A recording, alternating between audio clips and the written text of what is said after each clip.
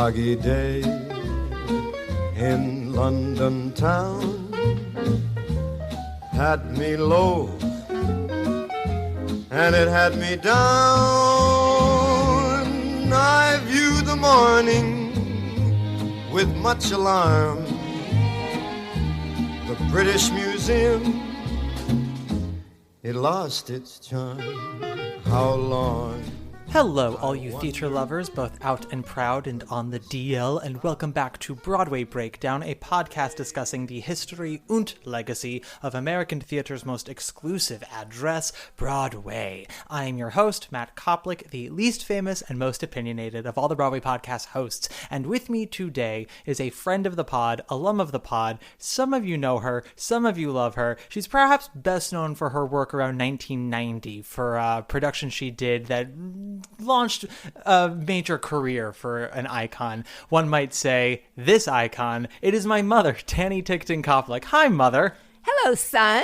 How you be? I'm great. How are you? Not at all jet lagged, so that's good. You're not jet lagged? I don't think so. No, I don't think I am either. We just came, so we're recording this Wednesday, June 12th. This comes out Thursday, June 13th. And we just landed from London, good old London town, Pip Pip Trio, about 24 hours ago, I would say. Yeah.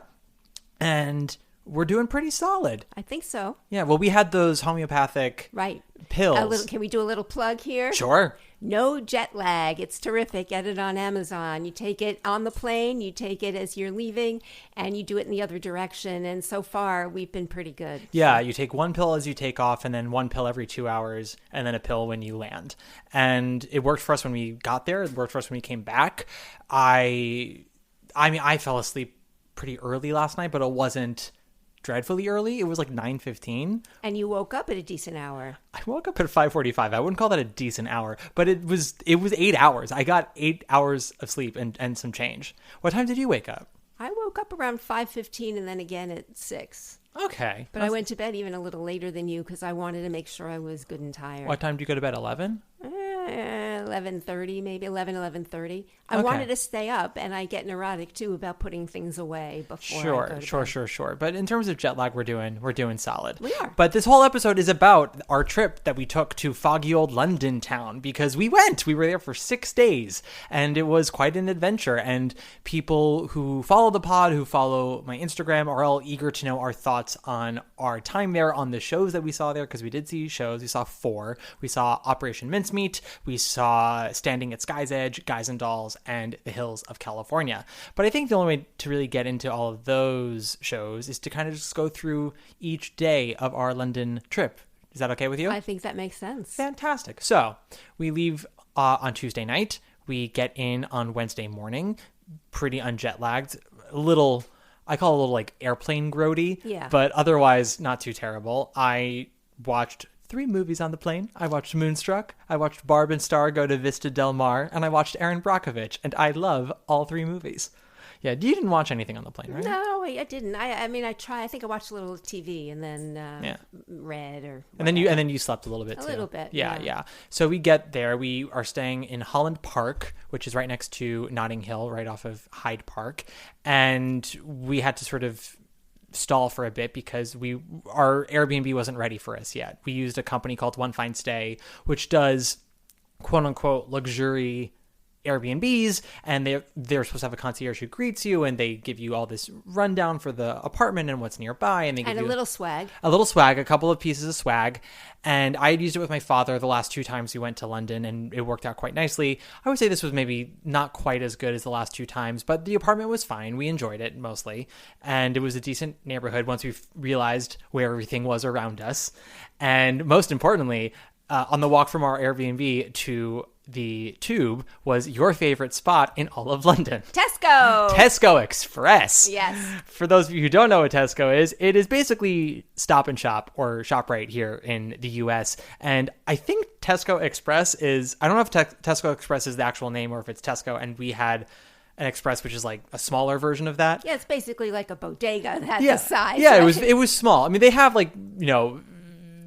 they had produce and they had other things, and they had snacks, and they had things for your kitchen and bathroom and whatnot. But it wasn't a major shopping center, but it was absolutely my mother's favorite place the Well, entire time we were in London. We needed bottled water every day, so we did that. We sure did. And we got some fun things there. We got crisps. We got Walker's crisps. I don't remember what our flavor was. It was like flaming broiled steak It or was something. mesquite steak. Well, they didn't say mesquite. Oh, they didn't? No, it tasted like mesquite, Yeah, but it was good. it was full on flame broiled steak. I was tempted to get, they have some weird flavors. I was tempted to get prawn cocktail, but I was like, if it's not good, I'm stuck with like 6 bags of it. So I went with the steak because I was like, it'll taste okay. And it And did. at Harrods, I got you the Chardonnay and white vinegar or something. It was pretty bad. I think there was no and. I think it was Chardonnay white vinegar. Oh, okay. But it It yeah, was no. basically vinegar. Yeah, it was just vinegar. It was vinegar chip. There was no wine to be had on that. But Wednesday was mostly us getting a lay of the land. We walked about. We went to Hang Tesco. on a second. Can we just put a pin in no wine in that? Yeah. So I want to just put a pin in that. A for pin later. in the wine chips. In just wine. Wine. Yeah. Okay, we're coming back to wine. Yeah. Okay, great. We'll come back to wine. Just rewind me. So we get a lay of the land. What else did we do Wednesday? We went out for breakfast. We were lugging 2 suitcases each Yes. on a major exploration to try to find coffee. Yeah, to find anything to go to because it was like 9:30 in the morning. A lot of stuff wasn't open yet, and we had no idea where anything was. We finally found there was a shopping mall across the highway from us, and we found out how to get there. And we just got like bagels and a muffin or something, right? It was a very basic Coffee, breakfast. croissant, and a muffin. Yeah, that was what we got, and we stayed there for a minute until we walked around Westfield for a bit, and then we went back to an impressive mall from the luxury point of view. Yeah, there was a lot of good stuff. And we went back to the Airbnb. We got set up. Our host of the Airbnb, or sorry, I should say, the concierge from One Fine Stay fully thought that my mother was younger than 55 because he was 55 and he was like, "Oh, I bet you I'm older than you, ma'am." And he wasn't entirely sure if we were mother and son or kept boy and sugar mama. And so, do you remember this? He said, "You and your," and he paused. waited for me to finish the sentence. And I Yeah. said, "My mother." Oh, yeah. My mother. And he goes, "Oh, okay, good. It's your mother. Great. It's your mom. Great. But I guess he had made that mistake in the past where he's like, "Oh, you and your daughter." And it's like, "This is my girlfriend." Yeah, oh, right. woof. But what did we do once we got situated? Because that was around 12:30. We went out and walked around and went to Hyde Park and sat there. We did. We did sit in Hyde Park. And we eventually made our way to Joe Allen. Yes, we had our first dinner at Joe Allen in the theater district. We walked sort of from this tube through Covent Garden to Joe Allen, which was right behind Lion King. And that was okay. That was a decent meal and fun aesthetic. Joe Allen in New York, the whole point of the design is it's lined with posters of flop shows, plays and musicals. And over the years, the requirement for what was a flop poster for the wall changed because it used to be, it had to run less than a certain number of performances. Then it became, okay, now it's got to have lost at least $1 million. And I think now it's like a whole bunch of stuff, and they sort of just put posters up when they decide to. But this Joe Allen in London, they didn't have all of that. They had flop shows, and then they also had posters from American shows that maybe didn't do well in London, but it was the posters from America. So like they had the original 1776. I'm like, why do you have that up here? This isn't even the poster for London. This is the Broadway poster. They had the poster, I think they had the poster for they're playing our song. And then they also had, Patti LuPone in Masterclass in London. It was just all over the place. I wasn't quite sure what the purpose of all the posters were. I don't know. I mean, the whole place seemed to have a little bit less character than New York. Yeah. It kind of felt like there's no sawdust on the floor. Even though there isn't at Joe Allen in New York, it has that kind of feeling. I will also say, though, I will say that the waiters in New York are much more diffident. The ones in, they basically ignore you. The ones in London are much more personable. Yeah, when you can get their attention. Exactly. They are very personable. It's almost to a fault because at Joe Allen, we had a couple of servers sort of around us, and there were 2 that were sort of our main ones, and it was hard to get their attention sometimes because they were talking with other tables for so long, and it was just about, where they were from and what they were up to, and that's great, but we needed the check so we could go to see our first show. Exactly. But it worked out. We got the check and we got there in plenty of time. And our first show was... Our first show was Operation Mincemeat. Yes, at the Fortune Theatre. Now, I picked this show for us when we booked our tickets to London because Operation Mincemeat had just won the Olivier Award for Best New Musical. The Oliviers, for you uncultured folks who don't know, that is Britain's equivalent to the Tony Awards. Now, that doesn't mean that every Olivier Award-winning musical goes on to be a major player in the theatrical canon. Blood Brothers ran for a million years in London, won the Olivier, and it came here for 2 years, lost Best Musical, and lost a whole bunch of money. And no one really does Blood Brothers in New York. But you and Dad, you and Boo Boo saw Blood Brothers around the time it opened in London, right? Yeah, it might have been, was it our honeymoon or was it the next time When did you guys get married? 85. Okay. And then in about 89, we went again when I was pregnant with you. Uh-huh. So it might have been then. I don't remember. Might have been. It was playing by then. Blood Brothers opened, then it closed, and then it came back. And when it came back, that's when it lasted forever. And I think that was around 84, 85. I don't know. Am I right that Petula Clark was in it? She did it in New York. Yeah. She might have done it there, but I know for a fact she did it here. She didn't open it, but she did it for a long time here with the Cassidy brothers. Mm-hmm. But so we went to go see this because it was highly recommended. Everyone really loved it. The thing with Operation Mincemeat was that one of the major selling points was the 4 writers of the show also starred in the show, plus one other person. And those 4 writers had all left about a month before we got there. So it was a new cast for the most part. 5 actors, 4 of them were new. And I think a month is enough time for them to sort of get their sea legs. And we went in with open eyes, not knowing much about it, other than it was based on a true World War II story. I think they got inspired by a Netflix documentary about it. And what would you say Operation Mincemeat is overall about? Like, what's the plot of the show? Well, it's a ruse that Britain, I think, or was it the Allies? Yeah, Britain was staging against the Germans and setting up 2 places as decoy places of attack. So the Germans all rallied around these 2 places when in fact the attack came from somewhere else. Yes. And so it was all done on the down low. I mean, it was very secretive, and the way that they got the Germans to think that they were attacking they made the Germans believe they were attacking a different spot of Italy than they actually were. And the way they got the Germans to think they were doing this was, do you remember this part? they put out This was propaganda. They had a double. This was the whole like twist of the story. They had a dead body. Oh, right. That they planted as a decoy, as a fallen soldier that had secret files about their... Bogus secret files right. about where Britain was planning to attack, or the Allies were planning to attack in Italy. And it was this whole setup. They had to find a dead body, somebody that didn't have much of a record, so they found a homeless man, essentially, and had no contacts, wouldn't be missing or anything like that. Let me be clear, they didn't kill him. He was already dead. Yes, he was already dead. They did not kill him. That was the other thing. They weren't going to kill anybody. But it was tricky because they had to find somebody who had basically no record, and so they could make up a record for them. And they do it, and everything ends up working out in the end, but there are some mix-ups that, some of which I can't rightfully say I remember or understood at the time. Well, time out. We did nod off a fair amount of times, both of us. Yes, despite the fact that we weren't totally jet lagged, we did start to nod off in the first 30 minutes of the show. We were always awake.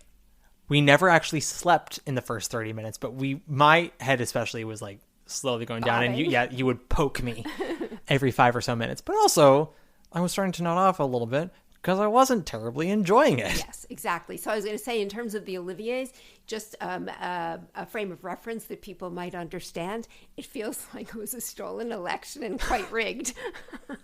Well, in fairness, the show is very popular there and had massive acclaim. So I wouldn't say that its win wasn't earned, because it clearly is resonating over there. It struck a chord, but it's supposed to come to New York. Am I jumping the gun? No. It's supposed to come to New York, and I think what we both were saying was that the vernacular is just so British, and there's so much inside baseball in terms of the language and the allusions that we couldn't laugh at everything that was meant to be sort of humorous because we sort of didn't get it.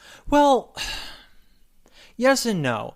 The thing that people who have loved this show and have come to its defense when talking about whether it should move to Broadway or not, they all say, like, well, it's too British. American audiences won't get it.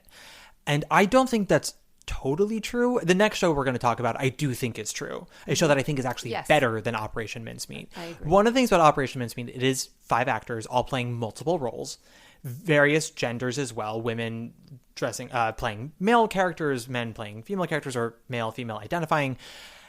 And it's a pretty minimal set. It's mostly chairs, desks, a staircase that kind of comes on and off, and then a couple of projections. They do this big reveal towards the end, which I won't talk too much about, but for a show that's relatively quaint, they kind of pull the stops out at the end to give you a big bang for your buck.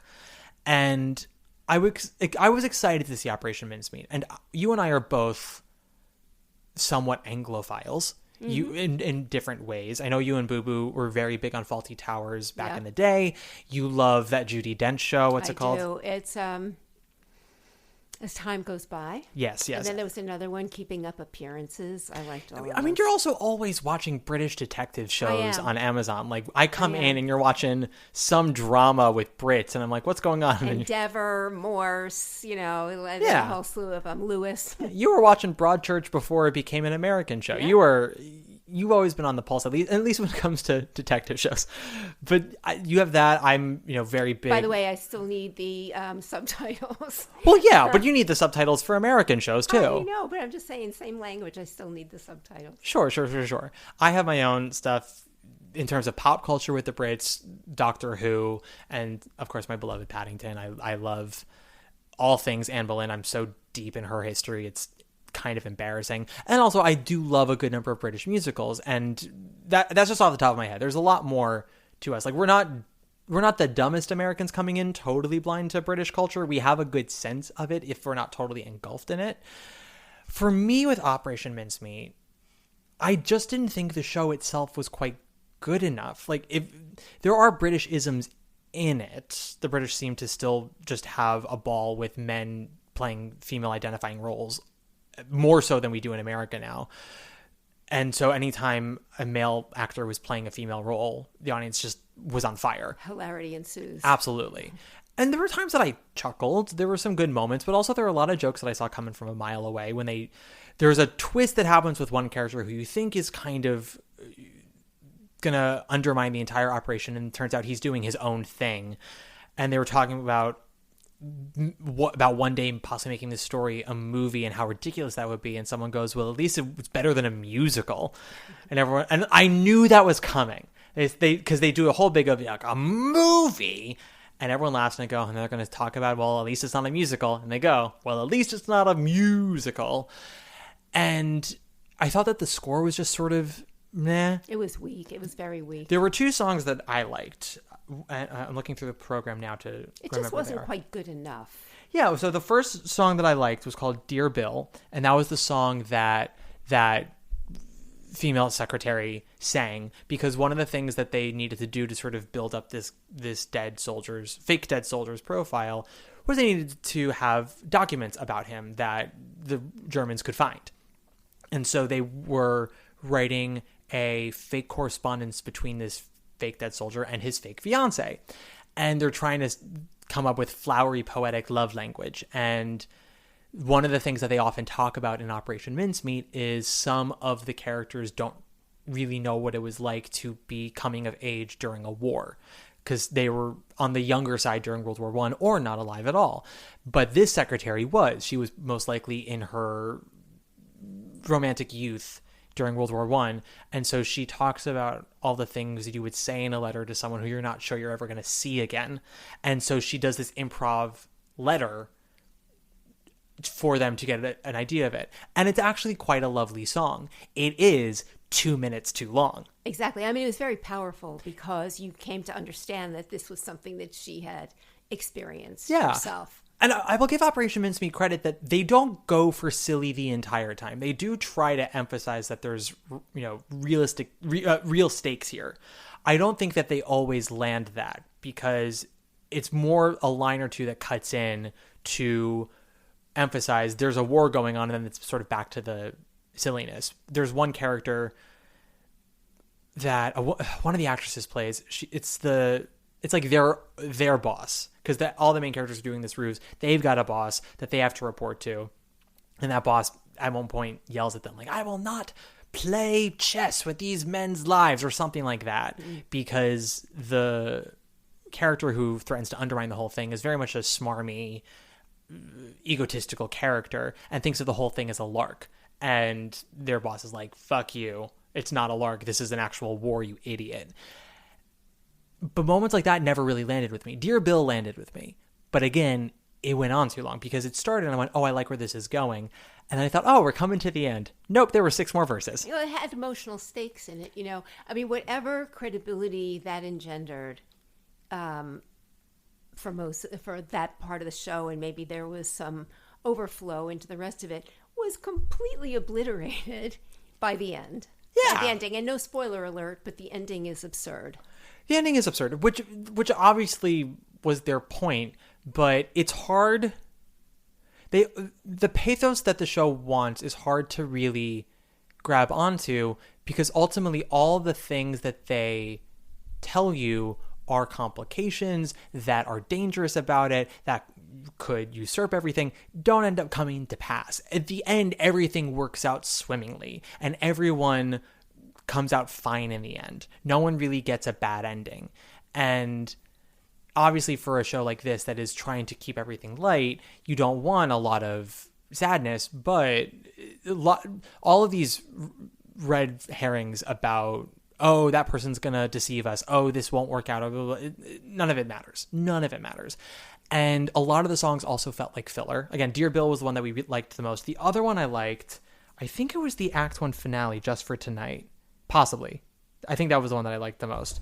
But also, like, that song, it didn't build to a satisfying conclusion for me. There was a good motor to it, and it probably had the most inventive staging of the show. That was another thing for a show that's trying to sort of be 39 Steps-esque and make up all these scenarios with just 2 chairs and a ladder. Mm-hmm. It wasn't terribly well executed. The thing I liked most about that Act 1 finale was all the actors were playing multiple parts during the number and had to constantly switch during, every 20 seconds. So that was cool. But other than that, I didn't care that much. The one thing that they did that I'm glad they did, because you were thinking this, and it's something that I talk about all the time on this podcast, is sometimes audiences are incredibly dumb and have a Pavlovian response to something because it's a bop, because the vocals are impressive, because the lights are shiny, and they go, ooh, yay. And Operation Mincemeat does fuck with dummies at the top of Act 2. Are you remember where this is going? Well, I remember the finale. I'm just trying to... Act 2 opens with an absolutely unnecessary, German pop laser show number about the Nazis. And it's very and very intricate, strict choreography, and everyone's singing their face off. I can't sing you a single note of it. I don't remember it. And it ends with a big poof, which is, how songs in Hamilton end and In the Heights end. And the audience goes insane, and you were so upset because you were going, this is a song about the Nazis? The Exactly. fuck are you all doing? Why would you cheer for this? And then the lights come up on one of the actors looking out at the audience with their arms crossed and going, really? Yeah. Really? You applauded that. I was right. You were right. And the audience laughed because I don't think an audience understands that the joke is on them in that respect, that they should maybe do better in the future. But they laugh because the joke is on them and ultimately, but they laugh because there is a joke, even if they don't always recognize it's on them. Well, it's also awkwardness, when it's sort of back in your face, really? It's like, oh, God, Well, so... better make light of it. I saw... So this actually won Best Musical over Estrangely when it transferred there. Although I read that it was at the Barbican, which is a huge theater. I don't know why Strange Loop was there. Point is, speaking of Strange Loop, Michael R. Jackson, the writer of that, had a musical last summer called White Girl in Danger at Second Stage, which I saw. And it was fascinating. It was pretty much a mess. It was 3 hours long. Didn't need to be. But there was a moment towards the end of the show where one of the characters, because it's half black, half white cast, but one of the black actresses sings this big barn-burning number of just high vocals, like amazingness. And the audience just goes insane for her. And then we go into this sort of ethereal space where the quote-unquote writer of the show we've been watching comes out. Not actually Michael R. Jackson, but an actor playing him, essentially, talking about all the things he was trying to do in this musical and where he thinks he succeeded, where he thought he fails, and where he doesn't even know how to start. And it's this number that is very stream of consciousness. None of the lyrics rhymed, if I recall correctly. And one of the lines he sings is about how we cheer for black women when they sing their faces off on stage, but in its own way, isn't that a form of servitude? Whoa. Which was great. It is great. But half of the audience went, mm-hmm. And I went, you're the people he's talking to. You just cheered this bitch who, granted, sang her face off. And then you went, yes, queen, work. And then next scene, he's like, well, isn't that servitude? And rather than you going, I guess maybe it is, you're like, preach. There's a mirror right there. Look at it, exactly. Is what I'm saying. Exactly. And then just getting back to Operation Mincemeat, I will just say, not spoiling a whole lot, metaphorically, it was the baton twirling number at the end that kind of really eviscerated any respect that I felt. Did you feel like you weren't understanding the show, or that you weren't understanding why the audience was going so bananas for it? Because the audience was very responsive. To that number, you mean? To the whole show. I would say... I don't feel like there was a ton of raucous laughter the entire night. There were a couple of moments, but they went insane when the show ended. So clearly it was us. Yeah, and I think there's maybe a different sensibility and different sense of how people want to be entertained. I don't know. I mean, I could see an American audience going crazy for that number too, but it was just, it felt like it was from a different show. Yeah, but I do think that was sort of the purpose of, we're going to give you a big spectacle at the end. Dazzle. Exactly. We're going to give you, we're going to give you your money's worth at the end with a little nudge there. I think that's intentional. I think where you're coming from is it didn't work for you, because that's how all theater is, right? It's anything is a problem if it doesn't work. When it works, it doesn't matter. There are a million things you could poke at with Les Mis of what's wrong with it, but ultimately the show works. There's nothing wrong with that. Actually, on that note, while we talk about these shows, I think the listeners should get a better idea of who you are as a theater goer, Mother. What are some shows that you love? Musicals, plays, throughout your entire life? I tend to go for the things that seem to be game changers. For me. Oh, no, cut that out. Edit that laugh out. No, I love it. I tend to go for the things that are truly groundbreaking. I didn't say groundbreaking. You said game-changing. Yeah, well, they sort of changed the metaphor going on. I mean, I thought that Les Mis did that. It was a very different kind of creative endeavor. Mm-hmm. I felt that with Hamilton, and then I think a lot of people felt it with Rent. Mm-hmm. I had to see it the second time for it to sort of do that for me. Right. And I think there was something else more recently that I can't remember. But the oldies are great. Mm-hmm. But when I see something that sort of reconceives what the theatrical experience is like, mm-hmm. and I don't mean Cats. I don't mean Starlight Express. To be fair, you only saw half of Cats. I only saw half of it from behind a pedestal. Yes, so, yeah. And then you did see Starlight Express in London with me. I did, yes. Because this was your first time back in London in 24 years? Yes. Yeah, when I was 10, and we saw Mamma Mia at the Prince Edward Theatre about a year into the run, and I famously hated it. And then we saw Starlight Express at the Apollo Victoria, because this is where I give 10-year-old me a lot of credit. I said, I will never get a chance to see this show ever again. Not at this scale, and I need to see it as a, even then I wanted to be like a theater historian person. I was like, I need to see this. You had a lot going on upstairs that nobody ever realized, right? You were having a very sophisticated conversations in your head that never really came out, I don't think. No, but I remember saying, because that's the only way I could have convinced any of you to go to Starlight Express, because it was us, you, me, Boo Boo, Laura, and Grandma, right? And we were only there for 4 days, I think, and we had 1 night free, and there was talk about maybe seeing another show, and I demanded Starlight Express. Okay. And you all went. We did go. Were we going to let you go by yourself? No, but you could have picked another show and dragged me along. Well, yes. Or we could have vetoed, which, as we know, only one family member would take you to see Cats when you were young. Yes. Everyone else said no, thank you. Yeah, I know. But Fran took me to Cats under the same guise that I convinced you all to go with me to Starlight Express, which was, this is important for me to see. Yeah. I'll never see it like this again. And if I'm going to be able to talk about these and have the opportunity to see them, I need to go. And I mean, I don't think you or Boo Boo ever saw Starlight Express before then. No, so yeah, no. It had been closed in New York for 11 years at that point. It was still going strong in London. So we went. And I mean, I didn't like it. I thought it was dumb, but I'm glad I saw it because I can say that I saw it. Mm.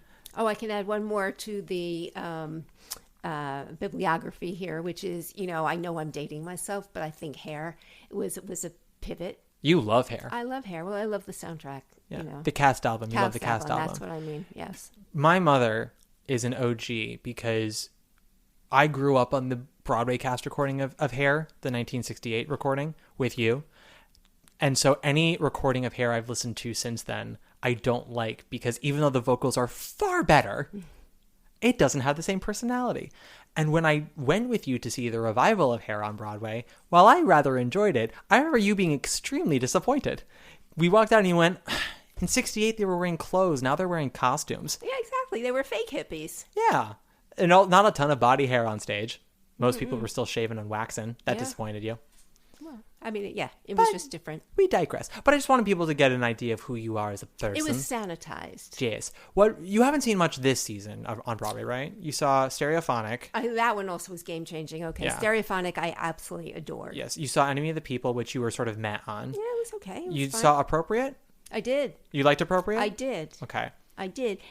Going back to the London audience for a second and what they got and what we've discussed this, and I didn't think it. I for some reason I thought perhaps London, because theater is so prevalent in a niche way rather than Broadway, I would imagine that it would be a somewhat more discriminating audience. Mm-hmm. Because I was surprised to see standing O's, where we know everybody does it regardless of the show in New York, because they're justifying the ticket price and their experience and whatnot. Well, tickets aren't quite as expensive in London, but I do find British audiences to be less discerning than they used to be. Although of all the shows we saw, Operation Mincemeat was the only one that got an immediate standing ovation. It was the moment the lights went out, everyone just shot up from their seats. Baton twirling at the end. It was high energy. It was high energy. The other 3 shows, which we'll talk about, the standing ovations eventually happened, but it was more piecemeal. People started to slowly come together and stand.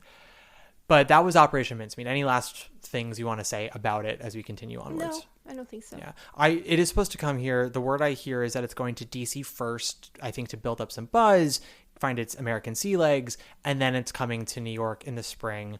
The word is the Golden, which is where Stereophonic is currently playing and will be playing until January. But things can happen. I am not super confident that it's going to land here. If it does, good for them. But I think that a lot of audiences are not going to enjoy it because it is not clever enough in its design and its staging to make up for how threadbare it is. Because I don't care about spectacle, but if you're going to be a 39 Steps, be a 39 Steps, which to this day is some of my most favorite staging I've ever seen in a show. If you're going to be a gun-ho, lots of gumption musical, have songs that actually do something, not just 2.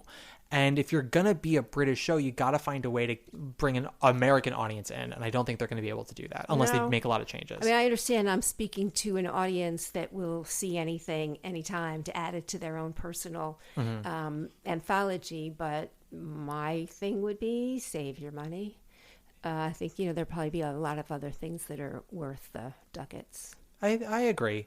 A lot of people have informed me that with the original company, it was just magical, and it's a shame that now that they're gone. To which I say, if it's about the original company, then the material isn't as good as you're trying to sell me on it. Granted, there have been bad castings in the past that have absolutely weakened shows. Mm-hmm.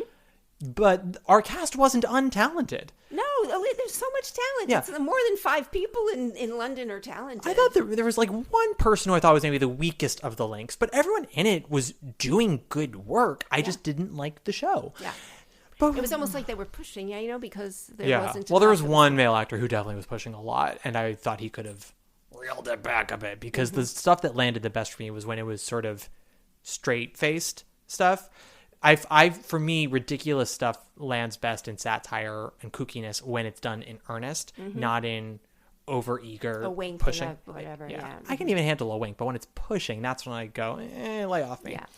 But that was Wednesday night. Thursday, we go to the Victoria Albert Museum, which was very lovely. We go to afternoon tea, which was lovely. That might have been the high point of the whole thing. That was at the number 16 hotel in Kensington, the Orangery as they call it. It was beautiful. It was beautiful. Yeah, we had wonderful tea, great finger sandwiches and biscuits and little desserts. It was we slayed that. We did great. After that, because it was tea, we didn't do dinner before our next show. We did a late bite at the Ivy Collection, I think it's called, because there were a couple of Ivies in London. But the Ivy that's next across the street from the Mousetrap is where we went for our late dinner. But before our late dinner, we then saw Standing at Sky's Edge at the Gillian Lynde Theatre, which I told you when we got there is best known for being the theatre that Cats played in London for 19 years, something like that. It's also where Andrew Lloyd Webber's Cinderella was, but no one cares about that either. Standing at Sky's Edge, what is it about? It is about sort of you can look at it in one of two ways. I mean, I think it's really from the human point of view, it's about the transience of people who came in and out of this planned community outside of London in a working class, maybe even just like blue collar. I think the town community. is called Sheffield. Yes, it's called Sheffield. And, it's how it worked, how it didn't work, how it's been reimagined. It's basically a housing project. Yeah, it was a housing project called Park Hill. Yes. And it launched in the 50s, post-World War II. Yeah. And went through ups and downs. And the idea was supposed to be this utopia for working class people and a place for them to have a community and have a nice life and be able to, work their way up in the world. And we get 3 different storylines and 3 different points of Park Hill's history. The first is a couple that just move in after getting married in 1960, I believe, 61, when Park Hill is sort of in its prime. And then we flash forward 28 years later, and we have 3 immigrants from Ghana, I think. I think so. I think that's where they're from. They come to live there, and Park Hill is definitely on its way down. It's not totally at the bottom, but it's starting to be. It's running down, It's running down, yes. And then the next one is 2015 with a young woman. I think her name is Rose. Mm-hmm. No. Is it Rose? I feel like it is. Yeah, there are so many characters. There were so many characters. It was kind of, and it was asynchronous, right? So it just was. No, I think Rose is the married one. So wait, Nikki is the lesbian girlfriend of Poppy. Poppy is the name of the woman who moves in. She moves in 2015 once it's been renovated and they're trying to make it a hot spot to move to again. And so gentrification, essentially. And she moves there as a fresh start after a bad breakup. And the show weaves in and out of these 3 storylines, and we see how characters from each storyline actually play a part in the other storylines. Because the son of the couple that moves in at the beginning becomes the boyfriend of the young girl who immigrates in 89. They have a kid who ends up being the broker for the woman who moves in 2015. So there is a thread. There is a thread. Generational thread. Yes. And they do have these little... They reminded me of the timers in a basketball game. These little things that come down and tell you what year it is. Oh. Yeah, it was like 1960, 1989. And then we flash forward 2 years, 5 years, things like that. And You're talking about like the scoreboard? yeah, but no, it's not just the scoreboard. Well, It's things don't drop from the ceiling and then recede in an arena. no, but they do in this show. Yeah, you said it was like a basketball game. Yeah, I'm saying, but the item looked like that. Oh, I see. Okay. Not saying that that was how it happens at a basketball game. I'm just saying it's what it looked like. Yes, sure, the scoreboard. Flay me alive, everybody. I'm terrible. I'm just dumb theater kid.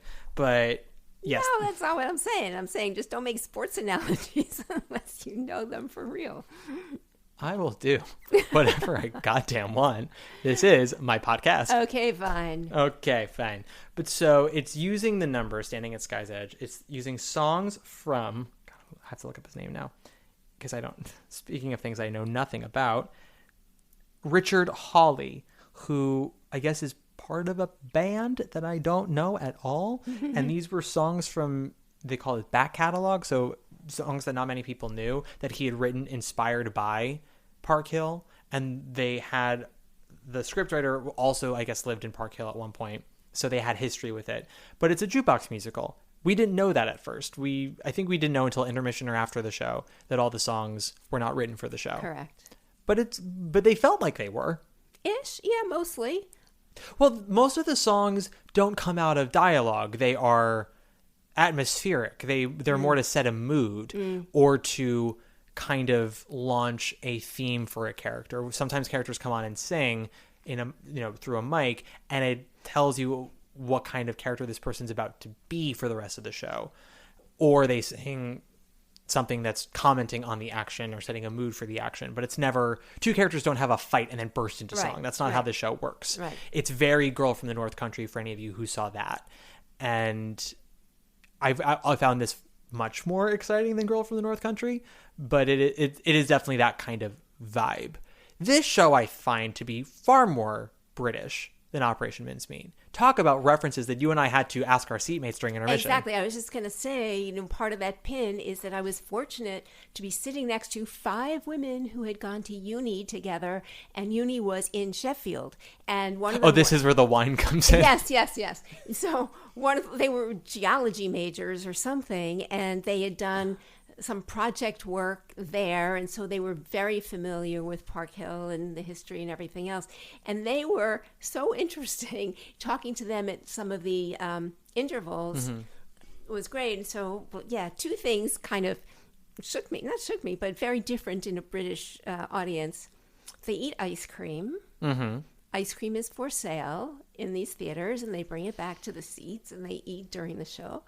And I look over at these 5 birds, as they might say, and they brought a bottle of rosé, like a whole bottle of rosé, back to their seats, and they all had wine glasses. And this is very normal. So they're pouring wine during the whole thing, but it's like not even a covered cup like we get here. Yeah. Full-blown bottle wine, of rosé. And full-blown glasses with Yeah. stems and everything. I will say, the British audiences that we had definitely were better than the Broadway audiences I've had in the past year or two. As far as I know, there were no cell phones went off. Maybe one went off during Standing at Sky's Edge, but I can't quite remember. A lot of coughing, which pissed me off. And the coughing was really egregious at Hills of California. That pissed me off, but we'll get to that eventually. And there was also a dumb dude behind you, and we'll talk about him. But He was a dumb shit, actually. he sure was. But no one was rowdy from the alcohol. It was part of the experience. It was. I mean, listen, this is not like date night for them. They drink like this all the time. Absolutely. We didn't drink all that much when we were out there. No, we didn't, but everybody else does. Yeah. Well, I'm just talking about me, because I do enjoy the alcohols of the world, whereas you don't totally. We've gotten you on the thimbles of life, where what that means is when my mother and I have dinner at home and there's wine involved, I will have a glass and we give her like a shot glass that she fills up. And to make it cute, we call it a thimble. And occasionally you'll have 2 thimbles, but usually just one. Rarely. Rarely you have 2 thimbles, but sometimes you have 2 thimbles. Mostly you just have the one, and even then you don't always finish it. And I'm very good at like sharing taking from someone else's glass. Yes, you really like having a sip from whatever it is that I'm drinking. You hated my Paloma at Joe Allen because you didn't realize it was mezcal, which is smoky. You liked my old fashioned from the ivy, which was sweet, but still really good. Great. It was really good. And it went with sort of the deco decor and feel of the place. Yeah, the ivy's awesome. I love it there. It was great. Good menu. It was sort of like velvet banquettes, velvet seats at the bar. Yeah, it felt very 1920s England, which went along with it being right across the street from the Mousetrap, Agatha Christie's The Mousetrap. You know, you just expected P.G. Wodehouse or Noel Coward to come in at any moment and be like, the usual, sir, thank you. Exactly. But with Standing at Sky's Edge, you know, I thought it was a little slow at first. The whole thing was on the slower side. I was never bored, but every now and then I was going, let's move it along. Yeah. But that is a show. So that premiered at the National Theater. I think it also made you work hard because the threads weren't always immediately apparent. I called, and I think I told you at the interval that real estate agent was gonna be was gonna be the daughter, because Act 1 ends with the immigrant from Ghana, and any details I'm getting wrong, guys, please forgive me, but the basic idea of the immigrant girl from Ghana and the son of the married couple, they are teenagers who, you know, they date a little bit, and then over 3 years they finally start to kind of consummate the relationship, and she gets pregnant, because of course they do. And Act 1 ends with her not knowing what she's going to do about it, if she's going to have the baby. Well, he had an opinion. He definitely had an opinion. And so Act 1 ends and you don't know. And we were talking about it, and I said, well, she's going to have the kid, and the kid's going to grow up to be the real estate agent. And I remember you saying, what? And I said, I think it's very, very specific, because we had an understudy for the real estate agent. And the real estate agent who we had and the normal actress were both mixed race. And I said, that's not by accident. No. You were right. Yeah, you called it. I did. And especially because at that point we'd had a thread between the first two timelines. Right. And I go, we have to have a thread to the third timeline. And it's going to be this. I just know it. I know it. As a device, do you think that worked? I did. Because they didn't do it at this big reveal. You realized who she was, or I should say, they revealed who she was at a party that Poppy was throwing for New Year's in Act 2. Right. And the reveal that she was their daughter, that wasn't the point of the scene. The point of the scene was Nikki showing up, the lesbian fiance of Poppy, who we both loved. Great actress, great character. Great voice. Oh my great God. Voice, yeah. But also I thought and we'll get to Poppy and Nikki in a second, because I thought that their conversations about their relationship were really interesting ones, because Nikki is painted as this psycho ex-villain who did the ultimate sin and really messed up Poppy, and we're supposed to hate her.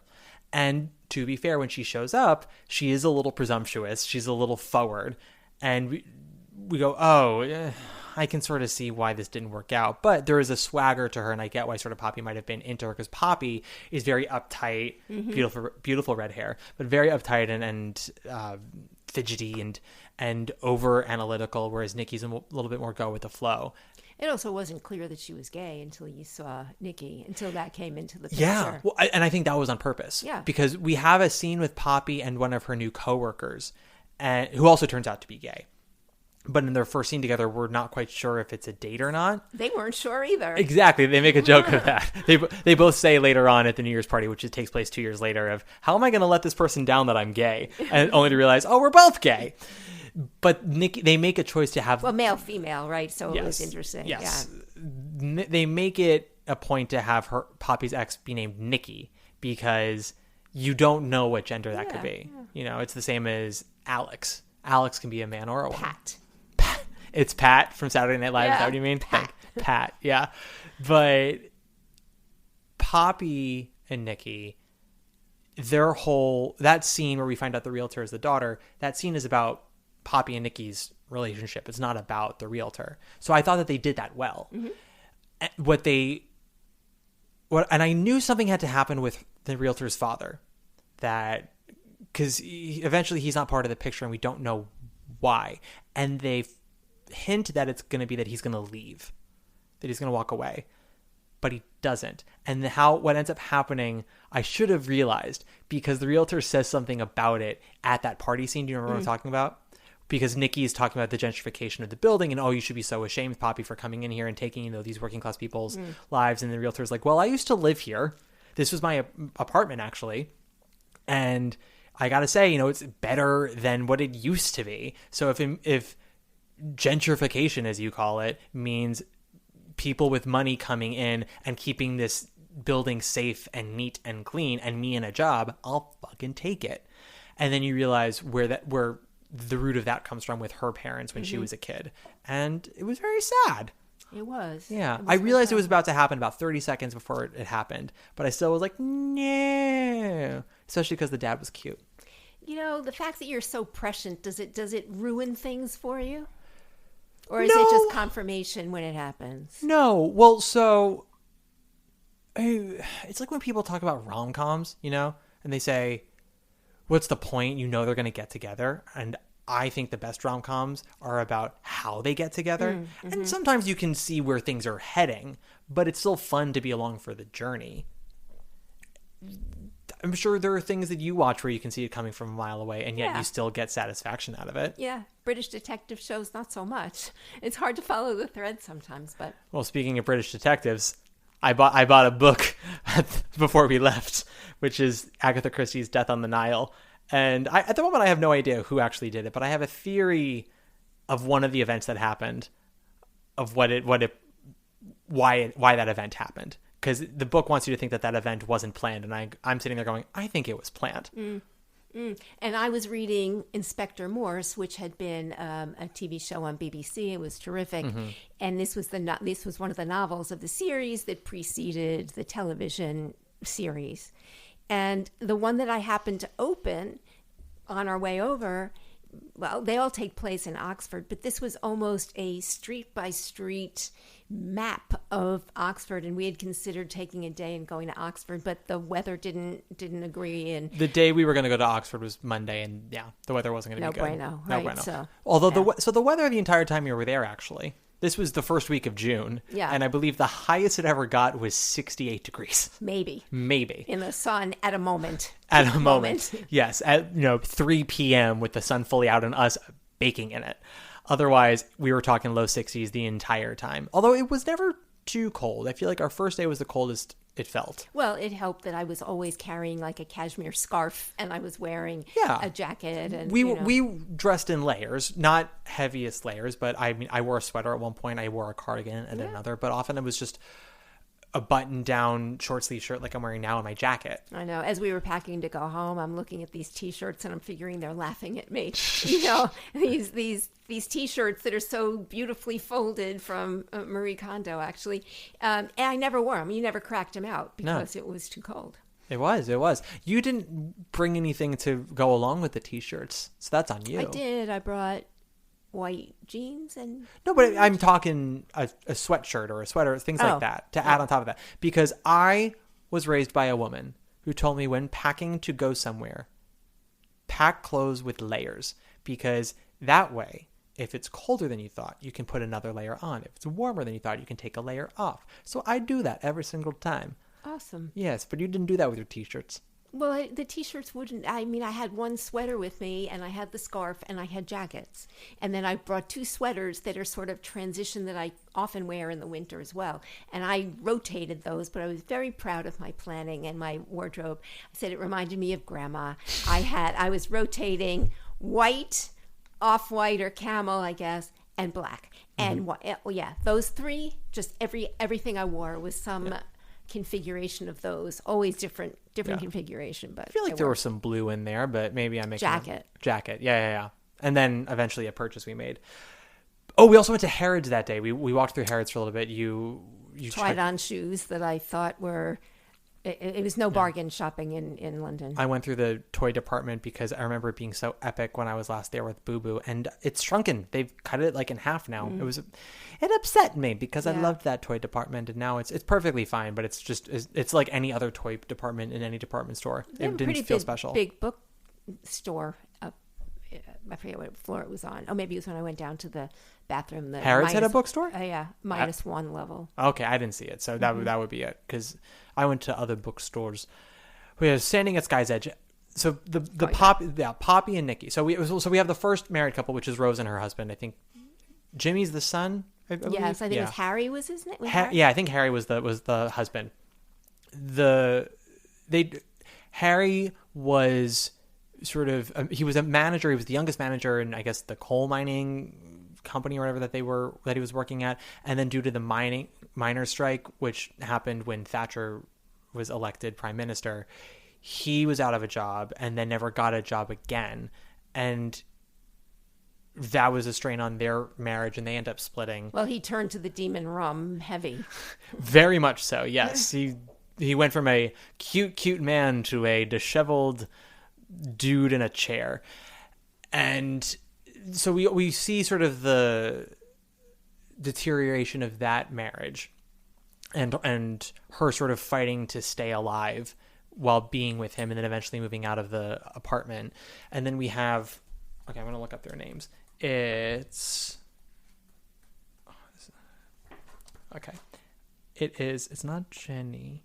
It's Joy. Joy is the immigrant girl. Yes. And then yes, Jimmy is the boyfriend. Joy moves in with her aunt and cousin, or two cousins, I guess, because her parents are still home trying to survive, and they never really know what happened to them. And her storyline is getting pregnant, keeping the baby, and then being married to Jimmy, and I think becoming a nurse. She was training to be a nurse, and Jimmy became like a watchman, and just growing up, becoming an actual adult, because we see her at 15 and then eventually at 25, and watch her. She doesn't become down and out with all the tragedies that happened to her during the show. She doesn't become a shell of herself. She's still a person. She is a traumatized person, but Jimmy takes off for a while, doesn't he? Not he leaves? No, he doesn't leave. As far as I know, he never left. I think he came back, but he wanted his space. They talked about that. They hint that he's gonna run away because they get married with the kid, and it's a lot of there's strain on the relationship because they've got a child. They're both working. They're young. They're tired. Their schedules don't line up because she's in the hospital all day and then he's on call all night. But eventually that ends up not being the case. They still find love for each other. Spoiler, what ends up happening is Jimmy comes home early.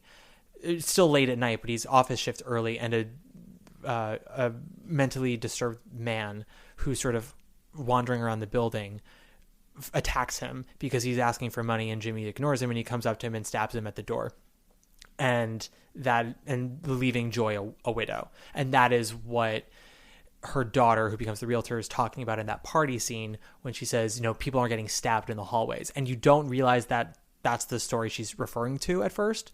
There's also something in the show that I didn't know was part of it, which is the "I love you, will you marry me" sign, which apparently was graffitied over the building at one point, and then they turned it into neon lights, and it's still there. It's still there, yeah, and it's part of the set design.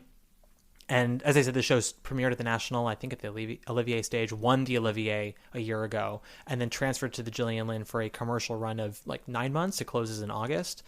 I don't think it'll ever come to America. I think it's too British. The references are deep, and it's just a stylization that we don't really jive with here. I think it's a lovely show, but I don't think it'll ever come here. The music is beautiful. We both really liked the music and the arrangements of the music. Yeah, it's interesting. I don't know if it would work here or not. I mean, I think they would have to change some of the colloquialisms, but in terms of, I hear you. It's something about it reminded me of In the Heights, and it's a sadder In the Heights for sure. Oh yeah. I mean, there is almost no violence in The Heights, and there is a death, but it's not a violent one. I mean, In the Heights, it was very much Lynn trying to counteract against the stereotype of violent Latinos and the stereotypes against them that the world had. So it was a very Disneyland version of Washington Heights, but that was on purpose. Yeah. I want to say this is grittier, but there's more real shit going on in this. Yeah. There's also queerness in this show, which there wasn't in the original In the Heights. They added it for the movie, but yeah. The Poppy-Nikki relationship. So we learn with Poppy that Nikki cheated on her with, I guess, her boss, is what she says. Yeah. And then she drops everything and moves out. And Nikki shows up again, and we learn from their relationship that what led to Nikki cheating was feeling inadequate and unloved, which is not an excuse, but she's telling Poppy and everyone at the party as well what sort of led to it. She proposed to Poppy 3 times before Poppy finally said yes. Mm-hmm. And then Poppy asked for a delay on the wedding because she needed time. And when she's telling Nikki that was a perfectly reasonable thing to ask for, Nikki was saying, it's not just that request came after years of you not taking me seriously and me doing these grand gestures and telling you how much I loved you and you never giving me anything back. I loved you way more than you loved me, and that was hard on me. I could tell that you didn't think I was a serious person. And she goes, and I know I'm not the most impressive, but I love you and I wanted to do right by you, and you wouldn't give me that chance. She goes, so yes, eventually I did cheat because I needed to feel something with someone. And for a long time, Poppy is not accepting that until she sort of does. Of all the flawed characters in it, and we're all flawed, of course, she was the least sympathetic. She was really... You found Poppy to be the least sympathetic. Yeah. Why do you find Poppy the least sympathetic? Because she was so frozen on the inside, and she was so... sure, so certain of certain things. And, you know, I felt like Nikki was all heart and emotion, and she was more brain and very cold on the inside. So I just found her less sympathetic. Interesting. Why? Just interesting. We come from a very cerebral family. I wouldn't say ours is a family that feels deeply. And I do. What are you talking about? Well, you cry a lot. I wouldn't say that's feeling deeply. You cry a lot. You cry at the drop of a tissue.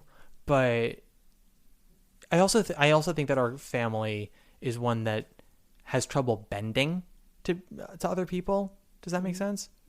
Listen, I love you. We talk about this all the time. You've got very rigid rules and standards for the men that you go out with, which is great. You have to have your rules, and especially with the crazies out there, you got to have deal breakers. So it's like, no, we're not going on a second. But sometimes you have to talk, and I go, maybe think of it this way, you know? Just saying. You're not cold like Poppy, but I think everyone in our family is very analytical. Mm-hmm. That's probably true. I mean, listen to the podcast I have. This is an analytical podcast, baby. And it is. I bring up my emotions from time to time, but I think I've only cried on the podcast once. Probably. Ooh, that's impressive. I know. The period when I cried far more regularly, which was about 1.5 years ago,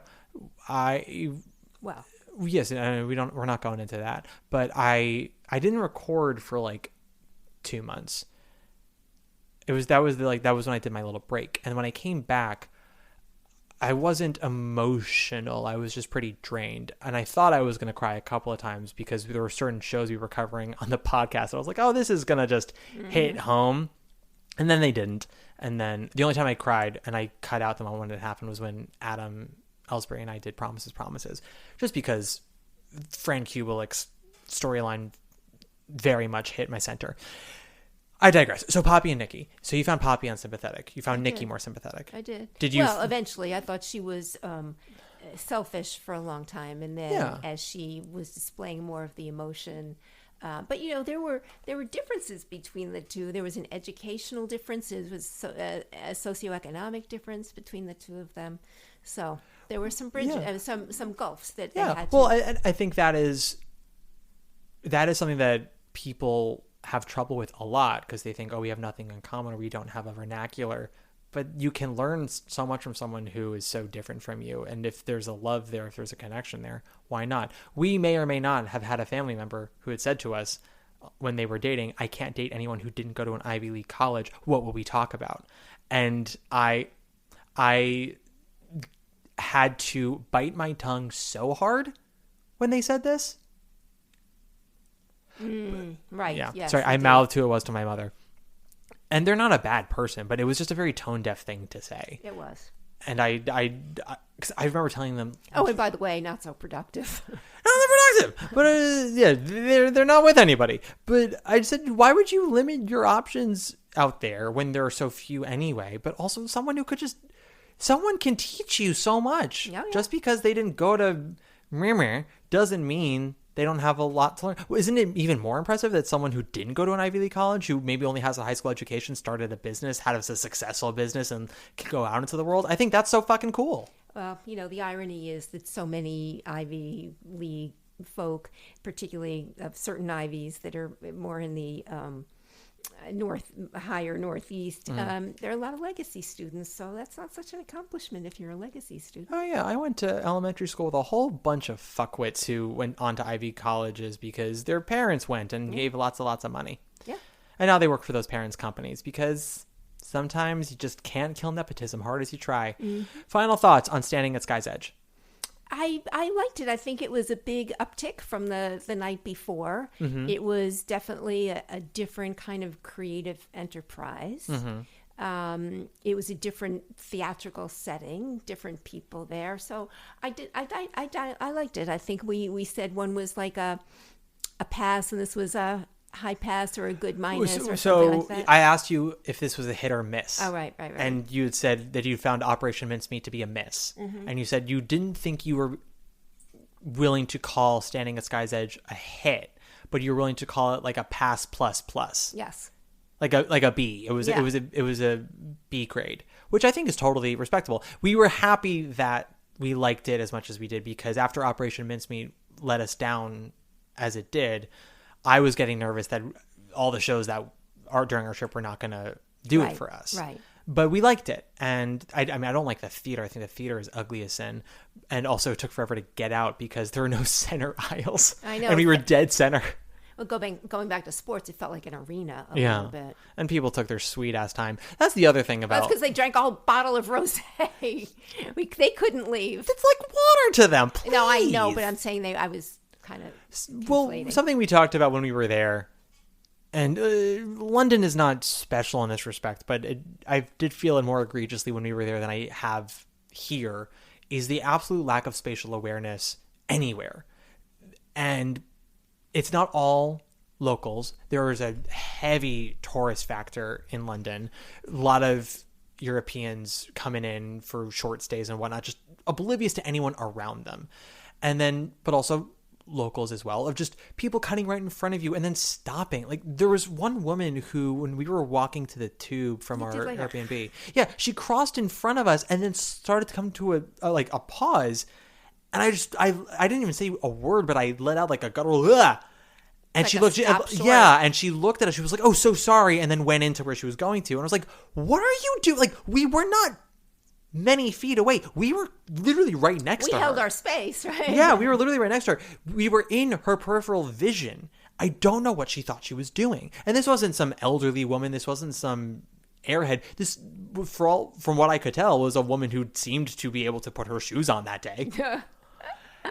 And yet did that. And she's not alone. There are so many people. By our second day, I was bumping elbows and shoulders with everybody because I stopped. This way? That way, yeah, with my elbows out.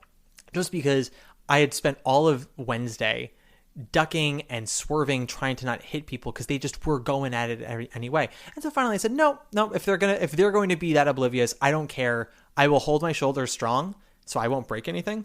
But no, they'll... And then there was some woman when we were walking down the street who her bag caught my jacket. I think it was when we were heading towards Little Venice. To the point like her bag lifted off because it caught onto the button of my jacket and like went back and hit her. She didn't even move. She was still looking at what she was looking at. And I went, how is that possible? You know, it's the old bumper car illusion. It just feels like everybody's living as You know what it makes cars. me feel like? It makes me feel like Carrie Bradshaw in season 2 of Sex and the City and everyone else is Mr. Big. And I am obsessing about everything around me and trying to make sure that I am on the right track, that we are all copacetic, right. And everyone else is just la-di-da smoking their cigar, watching the game. It's true. And a lot of baby carriages, they were really in the way. Well, people need to stop fucking. Okay. Well, that's your particular slant on things. But, it's just like Times Square. They had babies out at 10 o'clock at night, 11 o'clock at night. Yeah, well, there are people who bring their 2 weeks old to Disney World because it's right. free. And I go, congrats, you brought a loaf of bread to Disney World. Like, what do you want me to do? When I saw Jennifer's Body, the R-rated horror movie starring Megan Fox in college, people brought their 2-year-olds to an 11 o'clock showing. And I went, you folks should not be allowed to own land, should not be allowed to buy food or procreate without a government official present, because I don't trust you to breathe the same air as me. And yes, that's classist, but I don't know what their income was. I just know that they were being fucking dumb at 11 o'clock at night. Exactly. Anyway, moving on. Actually, on that note, we got to take a quick break. Okay. Billy, I beg to differ with you. How do you mean? You're the top. Yeah. You're an arrow collar. You're the top. You're a Coolidge dollar. You're the nimble tread of the feet of Fred. And we're back. So we're moving on to Friday. Friday was a travel day because we had to go to South Bank. We had Guys and Dolls at 7:30 at the Bridge Theater that night. Before then, we went to the Waterloo Station and went to the Leek Street Vaults, which had all this graffiti on the arches, and that was really cool. We also stumbled upon a Phillies party because the Phillies and the Mets were playing the London series when we were there, unbeknownst to us. Philly jerseys all over London. Camera crew watching, taking footage of all the Phillies fans. And so when we flew to London, I took a photo of my luggage and put it on Instagram about being London bound. And my friend Mike, who I went to college with, messaged me. He was like, oh my God, you're there to see the Phillies and the Mets. I knew I loved you. And he was joking, obviously. He knew I wasn't there for that. But I just went, ha ha ha. I didn't know what that meant. I went, lol. I didn't know what he was talking about.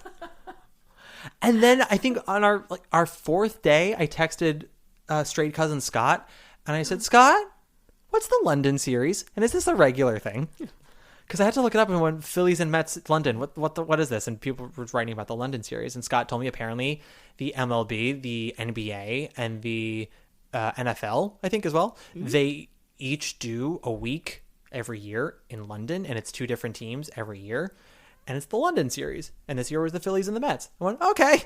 Because not just that day at Leek Street, but all over London, we were seeing people with Philly jerseys. Totally. And people on our flight back.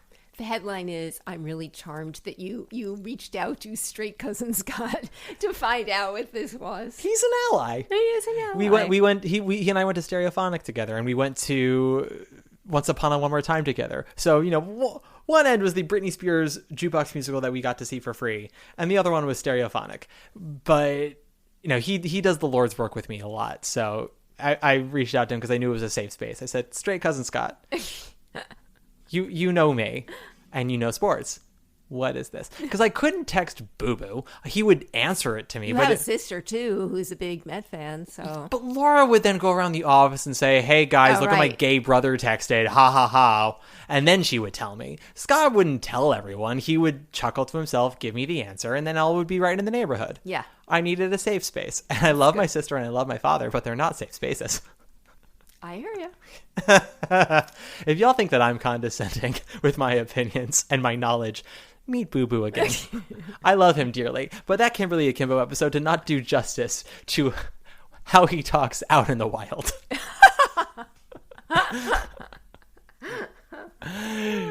So we're in South Bank. We're seeing the Phillies, or seeing the Philly fans, I should say. We go to the Tate Modern, which was nice. Did you prefer Tate Modern or did you prefer Victoria Albert? I liked them both, but what I liked at the Tate was and I didn't think I would, the Yoko Ono exhibit. Yeah, it was good. Yeah, it was really good, and there were parts that were interactive, so you got to hammer a nail. I got to trace my shadow with a blue crayon. And the blue crayon was the other room. The chasing the shadow was that was with chalk or something. Yeah. It was a marker. And then there were blue markers in another room with a boat. Yeah, and you got to write in stuff. Yeah. And it was, that was really cool. And then there was a mother room where you got to write a note to your mother and post it on the board, which I did. And a little piece of family lore is, Mama, I love you. Love your number one son, which is how my father fucked me up by referring to me as number one son. I mean, it's not wrong. Okay, stop. What do I call it? Dominant energy. Thank you. Yes, I say my mother has dominant energy, which she takes as a dig, and I don't understand it. I wish I was dominant. I'm such a meek little mouse, but You are not, but No. okay. I have the frame of a mouse and the voice of a lion. That's true. Yeah. That's true. So, Guys and Dolls was going to be our sure thing. Yeah, we knew that that was going to be a thing because it had been so acclaimed over there, and everyone I knew had seen it, loved it, and it's Guys and Dolls. It's a good musical. And I last went to the Bridge with Boo Boo when we saw Alleluia, the Alan Bennett play, and when we saw it, it was in a proscenium theater. And the Bridge Theater, what's so cool about it is that whole auditorium can be fucked with. It can be proscenium, it can be thrust, it can be environmental. It was in the everything round. practically. Yeah, no, it was fully in the round. We were sitting in one of the stalls in the part of the theater that would have normally been the stage, and I could see stage exits, to the dressing rooms and whatnot from where we were sitting. But leading up to Guys and Dolls, we did the Tate, we did the BFI Cafe where we had a very nice snack. We did the book fair where I bought a couple of books. You took some photos of me outside of the National. We had our dinner at the 17-something distillery, which was perfectly fine. And then Guys and Dolls. Talk about Guys and Dolls. For the uncultured fucks, what is it about, first of all?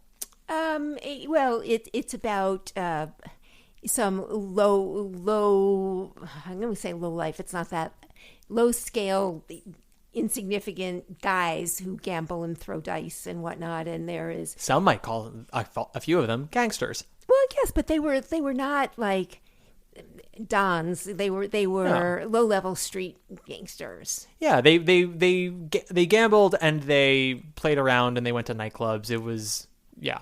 They're not most of them are not in the mafia. And exerted their influence, if you know what that means. A little twisting of arms and stuff like that. And the dolls that go along with them. Right. Yes. Right. So one of them gets in trouble with the bookie, and then it's how is he going to get the money to pay the bookie? And by the way, he's supposed to be marrying this poor, long-suffering Adelaide, who is a very cute thing that when she's unhappy, she supposedly gets a cold, and he's been putting her off for so long, and so she's trying to get him to marry her, and she has one of the really roof-raising numbers. She's got 3. Yeah, well, Girlfriend gets all the best songs. She had great songs, and she had a pair of pipes that was it was a good Adelaide. It was not the OG of this production, Marisha Wallace, who was our Adelaide, but because she was my favorite of the 4. It was Adelaide was played by, let me find her, Tamika Ramsey. That's her name. She was great. And she used her botalicious body like, She's a fuller figured aggressive woman, yes. And very, very sexy, very sweet, very endearing, good comedic timing. There's the other plot line, Sky Masterson, the major heavy hitter gambler, and who he ends up with Sarah Brown, because Nathan, the bookie we were talking about, he runs a craps game, and he needs money for a down payment for a location for them to do it. And in order to get it, he makes a bet with Sky that he can't take this missionary Sarah Brown to Havana, which Sky ends up. Well, he can't seduce her because she's a missionary, sort of like a Salvation Army kind of woman with the kettle, very close. Absolutely. But they also have like revival meetings and stuff. Yeah, absolutely. They're trying to save souls, bring people in, and the missionary's doing terribly, and they might have to shut it down. And Sky sort of comes in and offers them a bunch of sinners for the big meeting for their General Cartwright when she's there. And so Sarah does agree to go to Havana with him. They fall in love. Antics ensue, and there's a will they, won't they, but eventually they do, and Nathan and Adelaide do get married, and all is right in the world. And it's a brilliant show, a show that I didn't like as a kid. And then I saw a really terrible Broadway revival in 2009 with Nanny, with your mom. It starred Lauren Graham of Gilmore Girls fame, and we saw it because I got Nanny hooked on Gilmore Girls when I would stay with her in high school. She played Adelaide? She played Adelaide, yeah. She wasn't good, but she could have been good. She was terribly directed. But I've told you this, and I think I've told the listeners this. When I went to the professional children's school from 7th grade through 12th grade, my grandmother, Nancy Tickton, she only lived like 4 blocks away. And there would be times when I would end up staying with her because of I wasn't going to be able to get out back to New Jersey at the right time for your dad to pick me up, or I had to be in New York at a very early hour the next day that wasn't just school but something else, and it just made sense to be there that night so I could be there for that morning. In high school, I ended up staying there a lot more often because I started doing applause and other things as well. But Nanny got DVR. She was the first person I knew who had DVR. It wasn't TiVo. We had TiVo. Everyone had TiVo. Nanny got DVR. And I was DVRing Gilmore Girls because they were having reruns on ABC Family. And about 2 months in, I come over for the weekend. She goes, Matt, there's this show in my DVR list, Gilmore Girls. What is this? And I go, oh, it's the show about such and such. She goes, oh, okay, well, I'm liking it. She was watching it without me. And then she eventually just started watching it on her own, and then we would watch it together. One of the jokes I talk about, everyone in my family has certain physical traits that they don't like about different celebrities. Yeah, right. Nanny's thing is big foreheads. So she doesn't like Reese Witherspoon because she's got a big old forehead. Or Anne Hathaway. She doesn't like Anne Hathaway? I don't think so. Oh, poor Anne. I know. But she didn't like Alexis Bledel for so long because of her forehead. And granted, Alexis wasn't the world's best actress at the beginning of the show.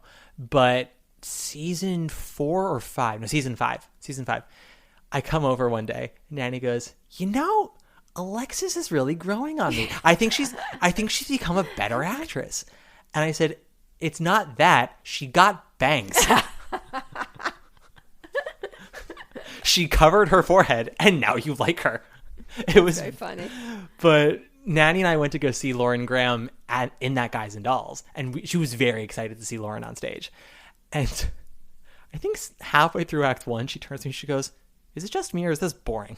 I went, yeah, it's boring. It was directed by Des McAnuff, who just had Tommy this season, and Des is best known for directing Jersey Boys and Tommy in the 90s and Big River.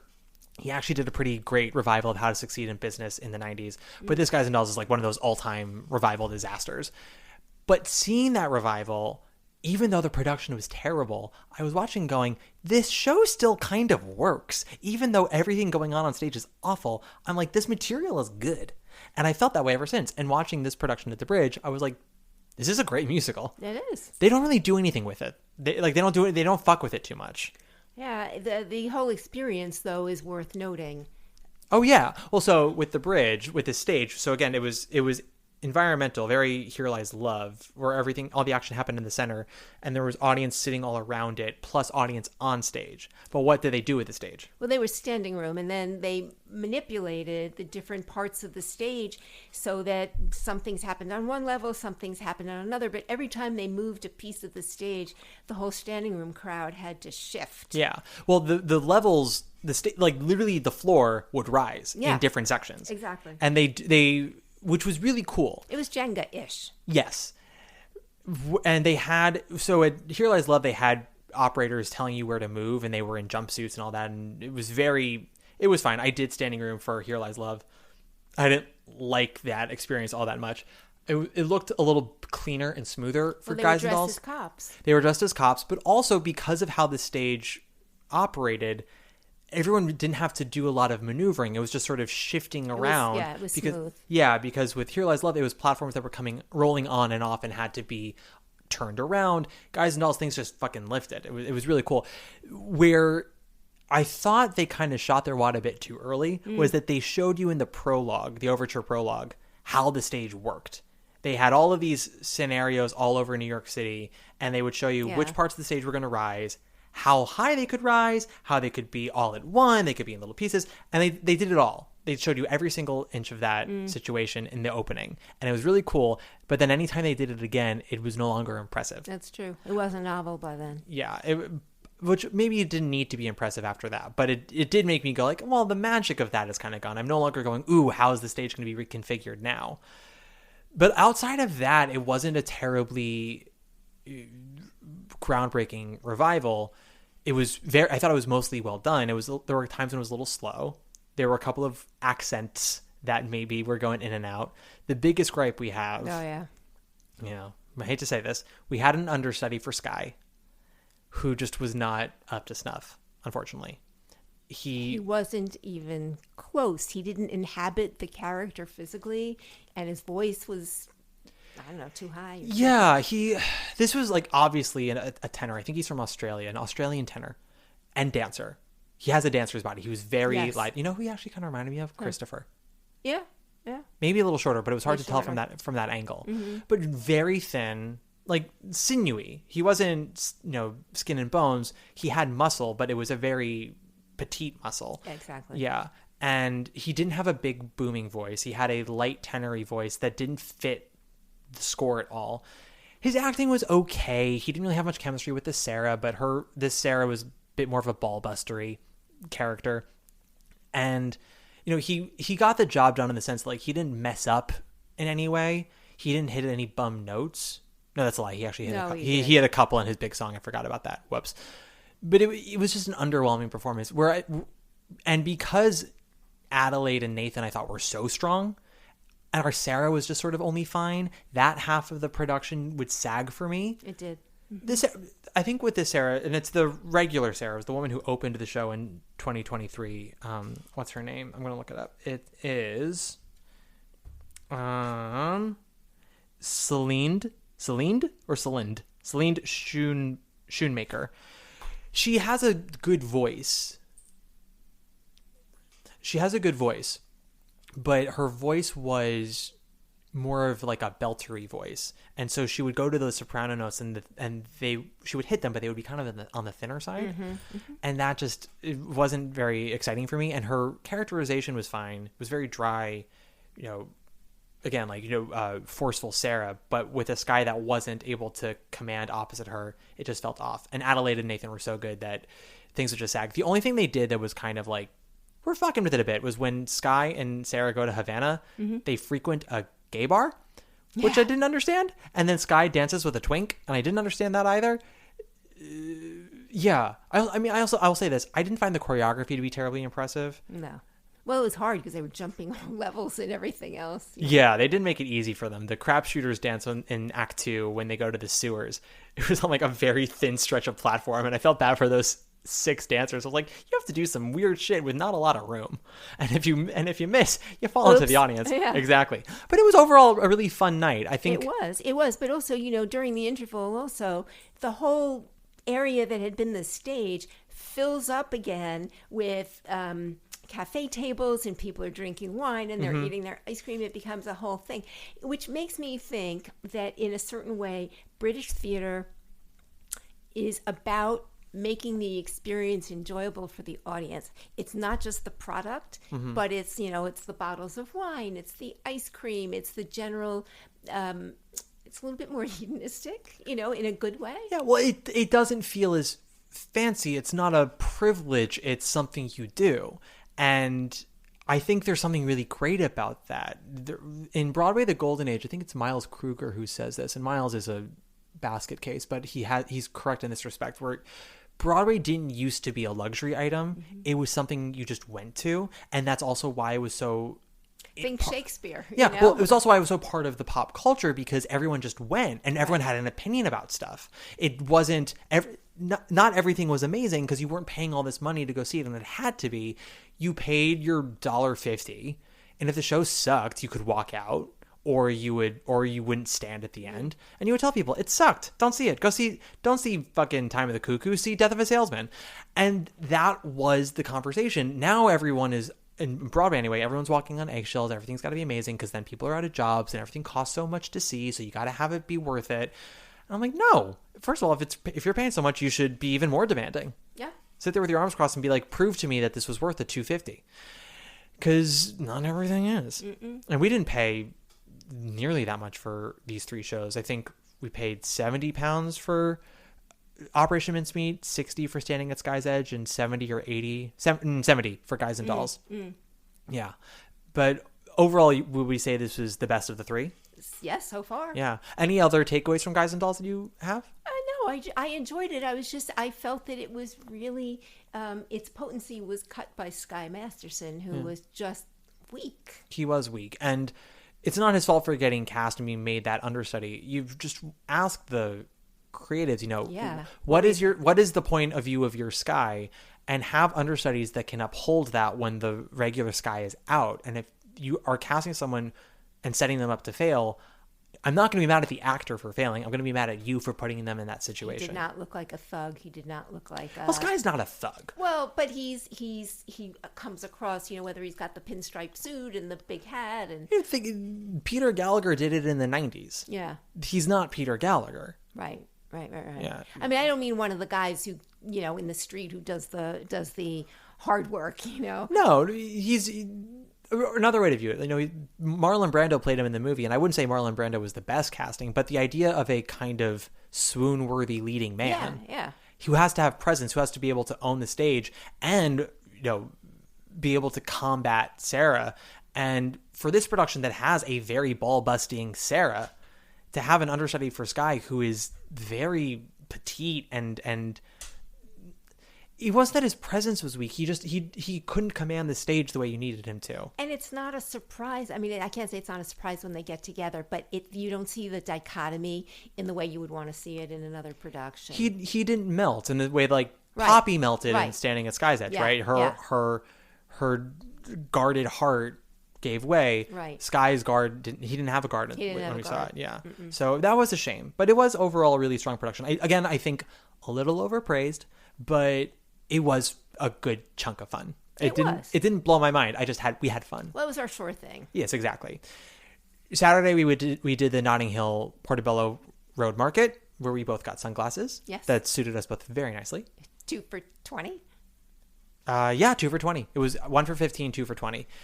We had a nice lunch at the Prince Bonaparte something like that. Arms, yeah. And then what did we do for dinner that night? Oh, we went to that pub on our way back to the Airbnb because Dishoom wasn't available. Oh, right. Yeah. But I think Was that the day you did? Was that Sunday? That was Saturday. Saturday, And that's when I went to the Retro Gay Bar, met up with the listener of the podcast, had a beer, and then walked through the theater district in Soho and made my way back to you. Sunday, we did the Sunday roast. Yes. And Well, explain to people what that is. it's a meal. It's a tradition. It's a tradition every Sunday, and there are various versions of it. It usually involves some veggie of a sort, carrots or cabbage. There is Yorkshire pudding. There is meat of a kind. Usually like a prime rib. I had prime rib, although I did Sunday night I had dinner with Stephen Aremus, and I ended up having another roast, but I had the mushroom Wellington. Oh, yeah. Yeah, which I was looking at the day we did Sunday roast and ended up not doing it. So I got both roasts that I wanted. But yeah, it's a tradition, and you can do it at any pub. A lot of them fill up with reservations because of it. And I enjoyed my roast. You didn't get a roast. You got the Veggie burger. Yeah, you did. Which you... It was very rich for some reason, and Yeah. the vegan cheese was not a hit. But No. What else? I know I went to a couple of bookstores. I went to Waterstones. I went to Gaze the Word. I eventually went to Hatchard's. What else happened that day? Did you went again to Harrods on Monday, right? Yes. But I feel like there was something else we did when we got out of the pub. Where did we go? You mean after the Sunday roast? Yeah. Where did we go? Oh, I went to the Soane Museum, and you went somewhere else? No, you went to Soame. Oh, no, yes, you did. Shit. Or was Soame Saturday? Soame might have been Saturday. I have it. Yeah, no, because you went to Soame Saturday because that's when I went to Gaze the Word and Waterstones. Okay. And then we came back. Sunday was, I think, Little Venice. Oh, yeah, okay. We walked somewhere, got to Paddington Station, and then got our Paddingtons. You got your Paddington. I got a Paddington for Sarah's daughter, Julia. And then we walked along the Little Venice Canal through Regent's Park. Yeah. And then headed back. Yeah. Yeah. And then Monday was a surprise fourth show because we only had 3 shows planned. But then Sunday, we had room for one more thing. I was debating getting us tickets Sunday matinee for Two Strangers Carry a Cake Across New York, which some folks had said nice things about. That ended up not happening. And because we weren't going to go to Oxford anymore on Monday because the weather was going to be shitty, we decided on another show. There were a couple of options. It was down to Cabaret and The Hills of California, which had just announced it was coming to Broadway by Jez Butterworth, directed by Sam Mendes. And you decided on The Hills of California. I did. I said, Cabaret's playing in New York. It will be forever revived. And come to London and see something new. Yeah. Well, at the very least, see something before it heads over. Yeah. I was interested in you seeing Cabaret because I did not like the production here, and I had heard so much about how it was better in London, and I also wanted you to see this production and us not having to pay $300 to see it because that's the cheapest ticket in New York, and over there we could have gotten to see it for like £60. But I'm not mad that you picked Hills of California. We have dinner at this Italian place nearby, and then we go. That was a good dinner, actually. It was a very good dinner. You liked it a lot. And we go to the Harold Pinter Theater, which is a pretty intimate theater. I think like 700 seats. Very old school. Similar, like the Fortune Theater and the Harold Pinter Theater were very like traditional West End theater. So I was happy we went. What is the Hills of California about, Mother? Well, it's a generational story in a way. It's about 4 sisters and a mother. The mother is, as you would say, sort of like a Mama Rose, but we can't figure out yet who she's crossed with. Right? We can't. Right. She's an England because it's Northern England. She's a British Mama Rose.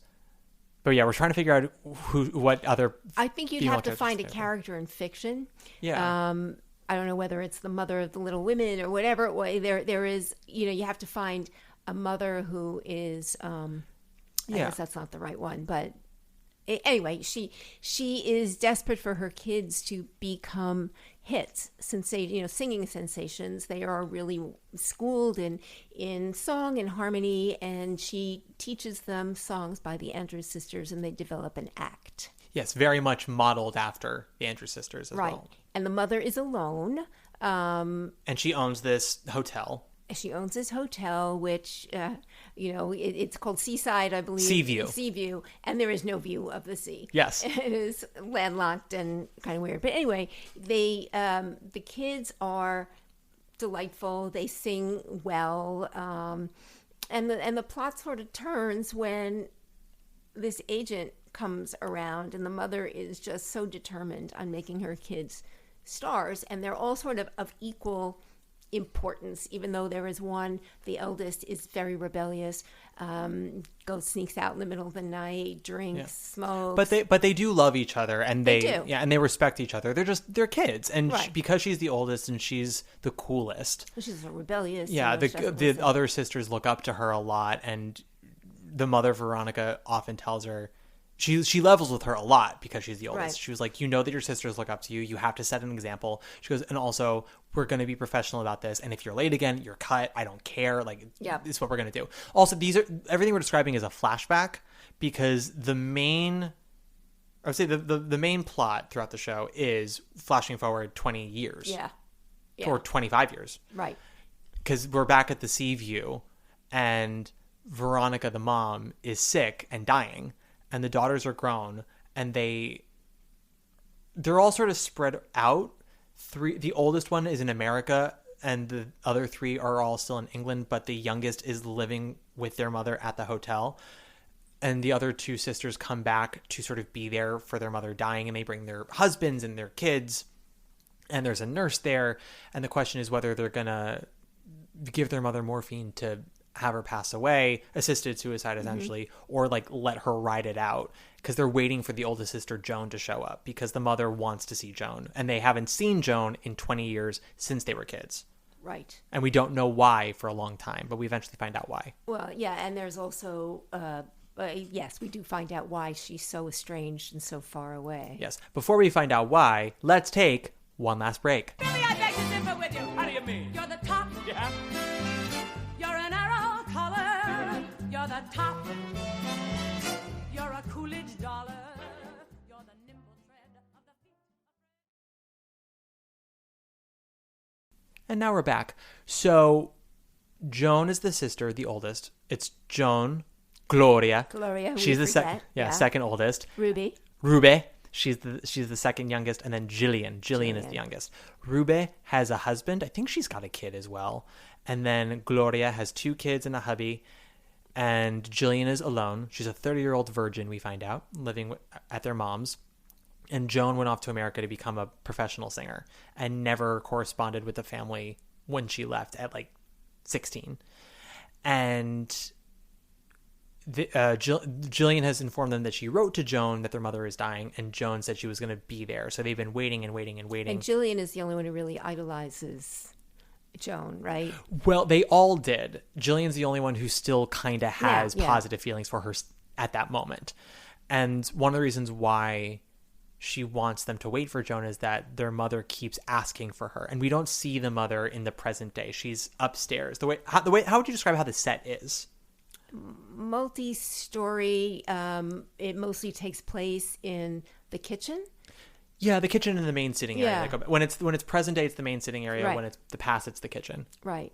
And, it's very retro looking, and it was an interesting set. Staircase and stairs going off all up into the flies, off into nowhere. And you see people exiting doors from really high up and walking down the stairs. That's their second story where the bedrooms are.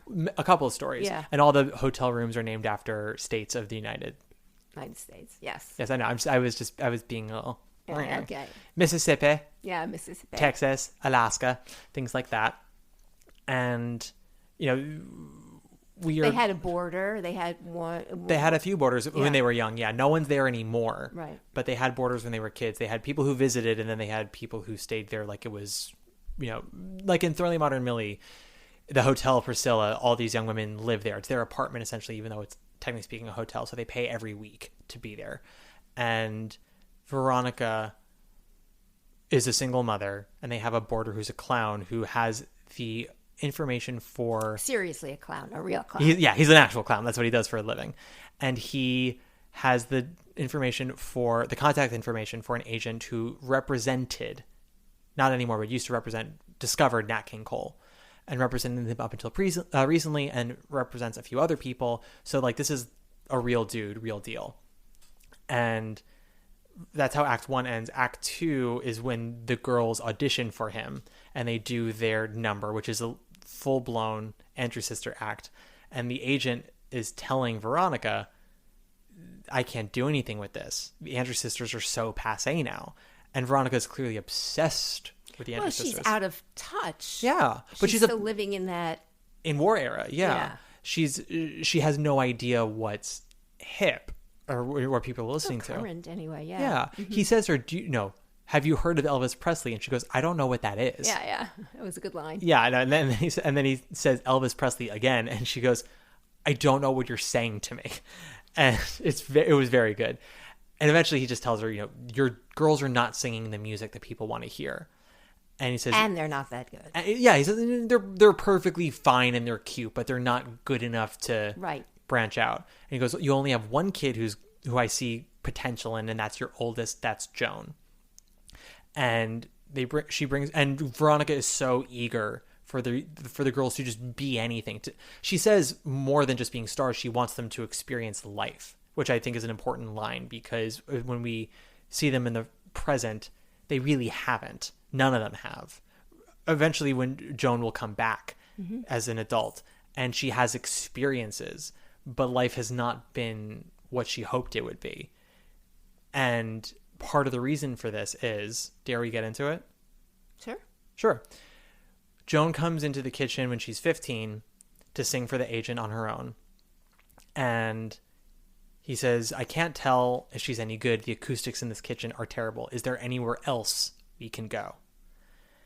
And we already know where this is heading. And Veronica is hesitant to say anything. And Joan pipes up and says, we can go to Mississippi. It's one of the upstairs bedrooms. And he goes, I just want to go with Joan. I don't need you there, Veronica. And Veronica tries to pitch him herself. She says, maybe we can go up to Mississippi and talk about this. Right. And he was like, what? It's like, you're not the talent. It's all very tense because nothing is being outwardly said. He's not even totally implying anything. He didn't know. He's just saying things that could have another meaning if we are being on our guard about it. And so when she says, we could go upstairs and talk about this, he just blatantly says, you're not the talent. Why would I want to listen to you? So for all we know, maybe that's just what it is. He's like, I want to, and also he's establish that he doesn't trust Veronica because he thinks that she's too much of an influence over the girls. He's asking Joan what the songs she likes are. What song does she want to sing? And every time Veronica tries to cut her off, and he's like, stop it. So they're already setting up this idea that he might want Joan away from Veronica because he sees potential in her if she got away from her mother. But they go up to Mississippi. Gloria, by the way, overhears all of this on a separate staircase. And Veronica freaks out. And for about 2 minutes, we don't hear anything. And she's lashing out at one of the boarders and all this other stuff. But then we hear Joan finally singing from upstairs. And Veronica breathes a sigh of relief. Okay, it's true. He just wanted her to sing. And that lasts for 30 seconds. And Joan stops singing mid-song. And there's about 10, 15 seconds of silence. And you can infer the rest. You know exactly. It was exactly as we feared. And the lights go out at the end of the second act. What's interesting to me, though, is it's never really said, but did Joan understand what was going to happen up in I that think room? so. I do, too. Because she was out in the world. She was really being naughty at 15, Yes. right? She was 15. Her brain was, scientifically speaking, still that of a child. Yeah. But she wasn't naive. She was experiencing Correct. the world already, more so than her sister. She was the one who was smoking. She was the one who was going out late with boys. We got the understanding from the playwright that Joan at 15 was, and also there's a difference between 15 in 1955 and 15 now. Right. Far more experienced than most 15-year-olds right now. But also she absolutely understood what was happening. And she took command and said, Mom, it's okay. We're going to go to Mississippi. And then you even have in Act 3 when we flash forward and Gloria sort of lashes out when Joan arrives, and because the other sisters say to her, we heard, Mom told us, we're so terribly sorry that happened. Like that's awful. And Gloria goes, that's bullshit. Mom did not serve Joan up on a platter and Joan was the sacrificial lamb. She goes, Joan led him up there. She's like, I was listening at the door and he asked her, what do you want? She goes, I want to be a big star. And he goes, oh, is that right? She goes, oh yes, do it, please. Like she was taunting her with all this. But adult Joan is so comatose at this point. Oh my God, she's a basket case. Yeah, but like she's a basket case, but she isn't actively jittery in any way, right? Like she shows up in her shaggy hair and her long penny. And it's hot, right? It's hot there. It's- They're all kind yeah. of like, ugh, and she's in that big heavy coat. Yeah, and that big Penny Lane from Almost Famous coat. She looks like Yes. one of the Band-Aids from Almost Famous, even though she's like 36 at this point. Smoking every second she can, going through a cigarette every 2 minutes with an American accent at this point. Yes. And talking in sort of almost a monotone. And anytime one of the women, I should say, lashes out at her, including Gloria, who throws the reality of, or her version of that reality in her face, Joan's like, okay. Right. She's like, if that's how you remember it, probably happened. She's like, I have not a total recollection of that day. She goes, but if that's what happened, as you say, like if you say that's what happened, that's what happened. Oh, she's stoned. She's like permanently stoned Yes. at this point. And has her own reasons for being there, which don't include seeing their mother before she dies. And we were watching because it's a 3-hour play. The reviews were positive out there. They weren't effusive. They were all saying like, this is very compelling, but it's not his best. And so we went and kind of be like, okay, like we'll see how this goes. And for Act 1, we turned to each other at the interval and we said, Well, like, I don't understand what the flaws are. This is pretty good. And Yeah. it passed so quickly. I can't believe it's already the first interval. yeah. And then the second act happens and we get to the second interval and you say, Same, right? yeah. But then the third act happens. Yeah. And the third act is probably the longest of the 3 acts, which is, I would already call that a flaw. Exactly. You don't want that third act to be the longest.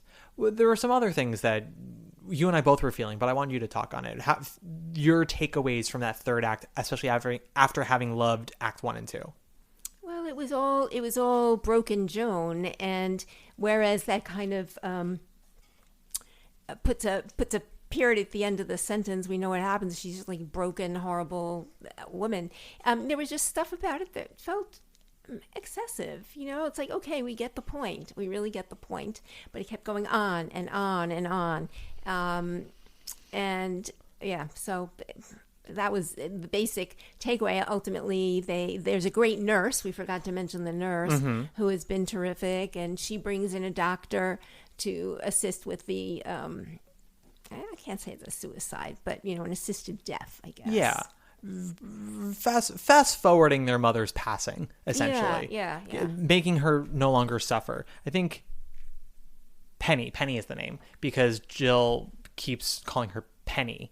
Or Peggy. keeps calling Peggy. Right. Peggy. She goes, it's Peggy. Penny. Yeah. Yeah. Peggy. Yeah. The nurse, Penny, is a lovely character. She's not used a lot, unfortunately. She's kind of there to... Well, she plays the maid earlier on. Yeah. And, well, which I found an egregious double casting, because the maid is so unnecessary in the flashback. She didn't need to be there. So to have her play both roles, it just felt a little...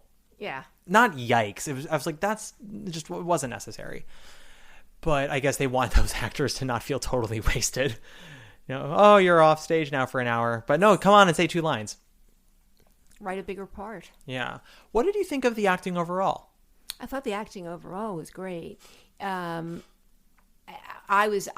never realized. I mean, is it a giveaway to say the character of Veronica? Yeah. So, spoilers for anyone who wants to hear spoilers. If you don't, fast forward like maybe 5 minutes. But we're going to talk about some things about casting that are a surprise when you see the show. Okay, so Veronica is really well played. The actress who does that part, I think, was terrific. Laura Donnelly. And in that, after the second interval, which really was more of a pause than anything else, she's obviously upstairs dying, but Joan is played by the same actress, Laura Donnelly, and it was a striking transformation to go from this woman who looks like a product of the 1930s with the house dress and the Oxford shoes and the sort of weird hair. She comes back as a full-fledged stoner groupie looking person, even though she was, I guess, the star for a while. So that was a big transformation. And also now she's speaking with an American accent, and it was a very different demeanor. She went from a high energy manipulative mom to a low energy manipulative daughter. Yeah. Well, and Veronica, when she's sort of at the height of her powers, is this no nonsense commander of a ship. Yes. The way she deals with those girls. Because when we say she's Mama Rose mixed with somebody else, it's because she's more loving than Mama Rose. She's not like super warm and fuzzy, but she shows affection and she gives credit when it's due. She's sort of like Mama Rose mixed with a British school teacher. Yeah, and also Mama Rose was sort of her fulfilling her own lost prophecy, right? And this, you don't get that feeling from Veronica. And messier and hurtful. Veronica doesn't do monstrous things or allow monstrous things to happen really until the last 15 minutes of Act 2. And it's not just the Joan stuff. She says some stuff about her other daughters. Yeah, she's verbally abusive. Yeah, to this agent, but she's doing it in the heat of desperation because she's trying to make something happen, and she's just selling it any way she can and it's just hurtful because like these are your kids, they're not your clients. And you watch her in Act 1 and you see her teach them in a way that clearly, she cares for them, obviously, but she's manipulative and she withholds facts from them. We find out that she straight up lied about Jillian's father and what happened to him, and always changing how he died in World War II, the year, the reason, blah, blah, blah. She was like raising trained seals. Kind of, yeah. And when we get to her in her old age, and we never see her in her old age, we only hear about her. And she's withered, and she's wearing a wig, and she looks terrible. And it is cancer, by the way. Yes, they say it's cancer. But they talk about how she ultimately is their mother. And for all the complicated feelings they have about her now, they do still love her. And even respect her a little bit for all that she managed to do with so little. Joan is the only one who doesn't say anything about their mother when we get to present day, when Joan shows up again, right?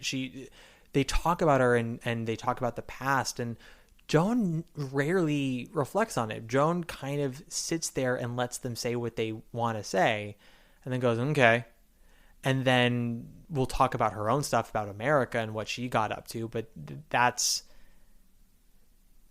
Joan clearly has unresolved feelings about their mother, and she said part of the reason why she came back was she felt she would regret it if she didn't. Right. But now that she's there, she doesn't feel any necessary urge to go upstairs and see her. Well, I think every bit of love and sentimentality has been kicked out of her or drugged out of her, and she just has nothing left inside. Yeah, she's lived a life in America that is, it's experience after experience, but nothing is grounding. And she floats in a way that isn't euphoric. She floats like in a constant state of tranquility. And it's frustrating, I'm sure, to be in the room with her as a character when you want so much to get a connection out of her. But as an audience member, you're sort of watching her and going like, is this the moment that she tears up, that she tears up, that anything happens? And there are a couple of moments where she gets a little more emotion out, but it tends to be more passive humor. Does that make sense? Like she'll kind of smirk at things that she's talking about a memory with the Andrews sisters, or when she's listening to her sisters talk, but she rarely shows anything other than just being slightly comatose And just sort of an empty vessel, because she does mention the multiple abortions she's had. Yes. And you would think if someone is smart, you fool me once, fool me twice, but then what happens? Why do you have multiple ones?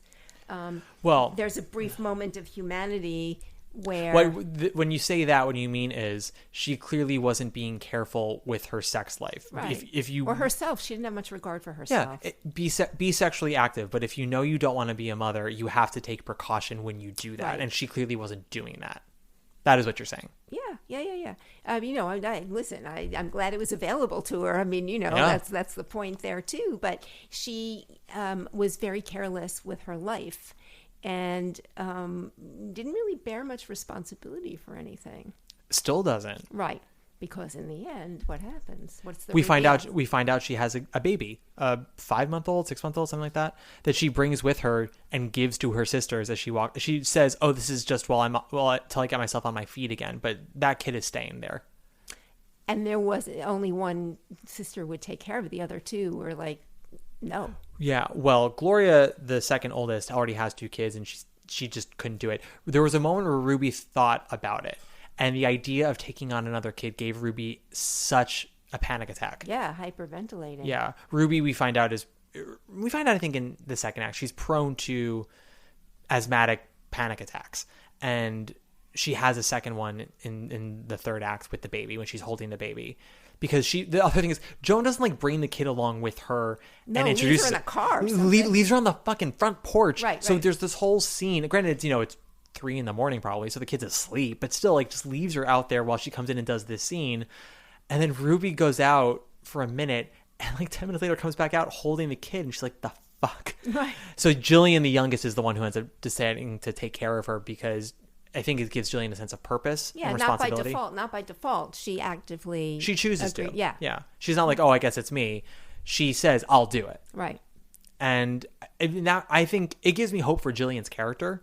Well, yeah, and she's lived her life for her mother all this time, and Yeah. now she has something positive. She has something that's not dying; it's growing. Exactly. Oh, look at that! That was a good wordage, mother. Oh, thank you. Good verbiage, baby. Thank you so much. I guess I do come from your loins. Well, in one manner, but yes, I think so. I mean, you're a master of the language, so thank you. I appreciate it. I don't think I am. But it was amazing how indifferent she was to just sort of ditching the baby. There was a moment where it was clear that it affected her a bit. Right. But overall, it's hard to tell if she was disassociating, if she was talking out of her ass, or if she was saying what she needed to say to get out of there, when she was saying, it's till I get myself on my feet. And the months kept going on and on and on. Yeah. So it's like, a couple of weeks, then 3 months, then whatever. Yeah, she goes, just for a week or 2, maybe a month, 3 at the most. Yeah. And again, which we all know means that kid's there for the foreseeable future, if not forever. But then they had a moment when she left, because they were singing, because they have a moment where they all sing together. Yeah. And then as Joan goes through the stage, we see the 4 girls as sisters, as young girls again, the stage singing. Turns. Yes, there's a turntable. Surprise. And Joan walks through the main area where the young sisters are, and walks past her younger version of herself and then leaves. Did that resonate with you? Did that mean anything to you? Yeah, I mean, I always think stuff like that is tying a knot at the end of a, making a bow at the end of a thing. But yeah, it did. The whole thing was powerful, Yeah. I thought. I mean, for a play that doesn't necessarily end on a total resolve, Right. it ends on a revolve, Yeah, there you go. but not a resolve. You couldn't be outdone, huh? But yeah, it felt to me as if it was Joan kind of there's Connecting to her past? kind of there's that Sex and the City episode where Miranda thinks she has a ghost in her apartment, and they're all talking about it, and Samantha goes, well, that's what you're supposed to do, confront the ghost, acknowledge its presence so it can be released. You're like, the whole point of having a ghost is you're supposed to be like, I see you, I hear you, now leave me alone.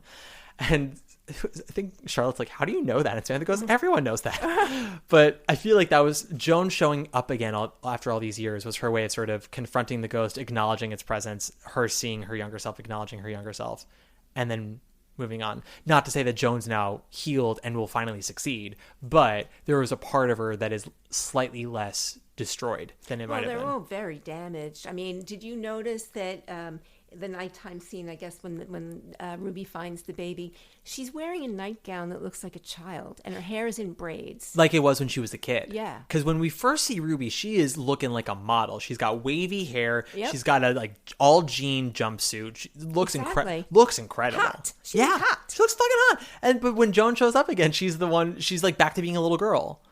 Gloria just like turns into a banshee at some point. She does. But she comes in this little white nightgown, virginal looking, with little puffy sleeves, and her hair's in braids, and it was just such a counterpoint. Of course, she also has this idiot husband. Both husbands are weak, which is interesting to Gloria me. has the better husband. She does, and he was patient, and you got the feeling that he knew exactly what was going on, and he was there to stay, even though they all talk about leaving their being apart from their husbands. They talk about it just because it's like, I just need to say it. Yeah. I'm not neither Ruby or Gloria are leaving their husbands. No. But they say, again, it's confronting the ghost. I just need to say, I'm not happy every day, and I have fantasies of walking away. Great. There we go. Moving on. Yep. Exactly. Yeah. Exactly. And they both sort of lucked into, the second husband isn't so hot, but No, the second husband is Ruby's husband is also a child. Yes, he's a waste of space, but he does care for her. And when the last time we see him, he's in better shape than he was when we first saw him. So we know that he's not a dud all the time. Oh, the dude behind you. The dude behind you. Well, he was talking. He was. I don't think he was American, but he didn't sound like he was British. He did have a slight British accent. I don't know if he's from Australia, New Zealand, or something. It wasn't a strong accent, but it was enough not American. And the woman he was sitting next to was older and definitely British. And he kept asking her questions like, what is it that's going on? What's happening? And the woman had to keep saying. Now, he also, fade out, fade in, was talking about how he's such a literary person. And you get the feeling that, I don't know, does he teach literature? But how could he be so obtuse about what's going on stage? He didn't understand because older Joan doesn't show up until the third act. She's only spoken of. We only see the younger version of Joan. He kept asking what her deal was in America. Is she a big star there? I don't know. And he was asking questions about everyone's relationships, the time He's putting periods. the emphasis on the wrong syllable, basically. Exactly. He was asking the kind of surface level questions that are pretty obvious. He didn't understand why. So at the end of Act 2, when Joan goes upstairs with the agent, one of their boarders in the hotel plays the piano for them, and he drinks like everybody drinks, but he maybe is slightly more of an alcoholic, but he's not in any way. He's not abusive. He's not abusive, and he's not detrimental to their act when he plays for them. Mm-hmm. But he shows up and he goes, Veronica, where's Joan? What's wrong? And Veronica lashes out at him and says, you showed up late, you were drunk, you missed keys, you missed notes, and that's why we're going to fucking flop, and I want you out of here by the end of the week, get out. And obviously, she's lashing out because she feels pain and guilt for what she's just done, and he was the one who was there, and she can't say, I'm a monster for what I just did, and also I was wrong to think that my girls could go anywhere, so I'm going to point it at you because it's easy, I need to get it all out.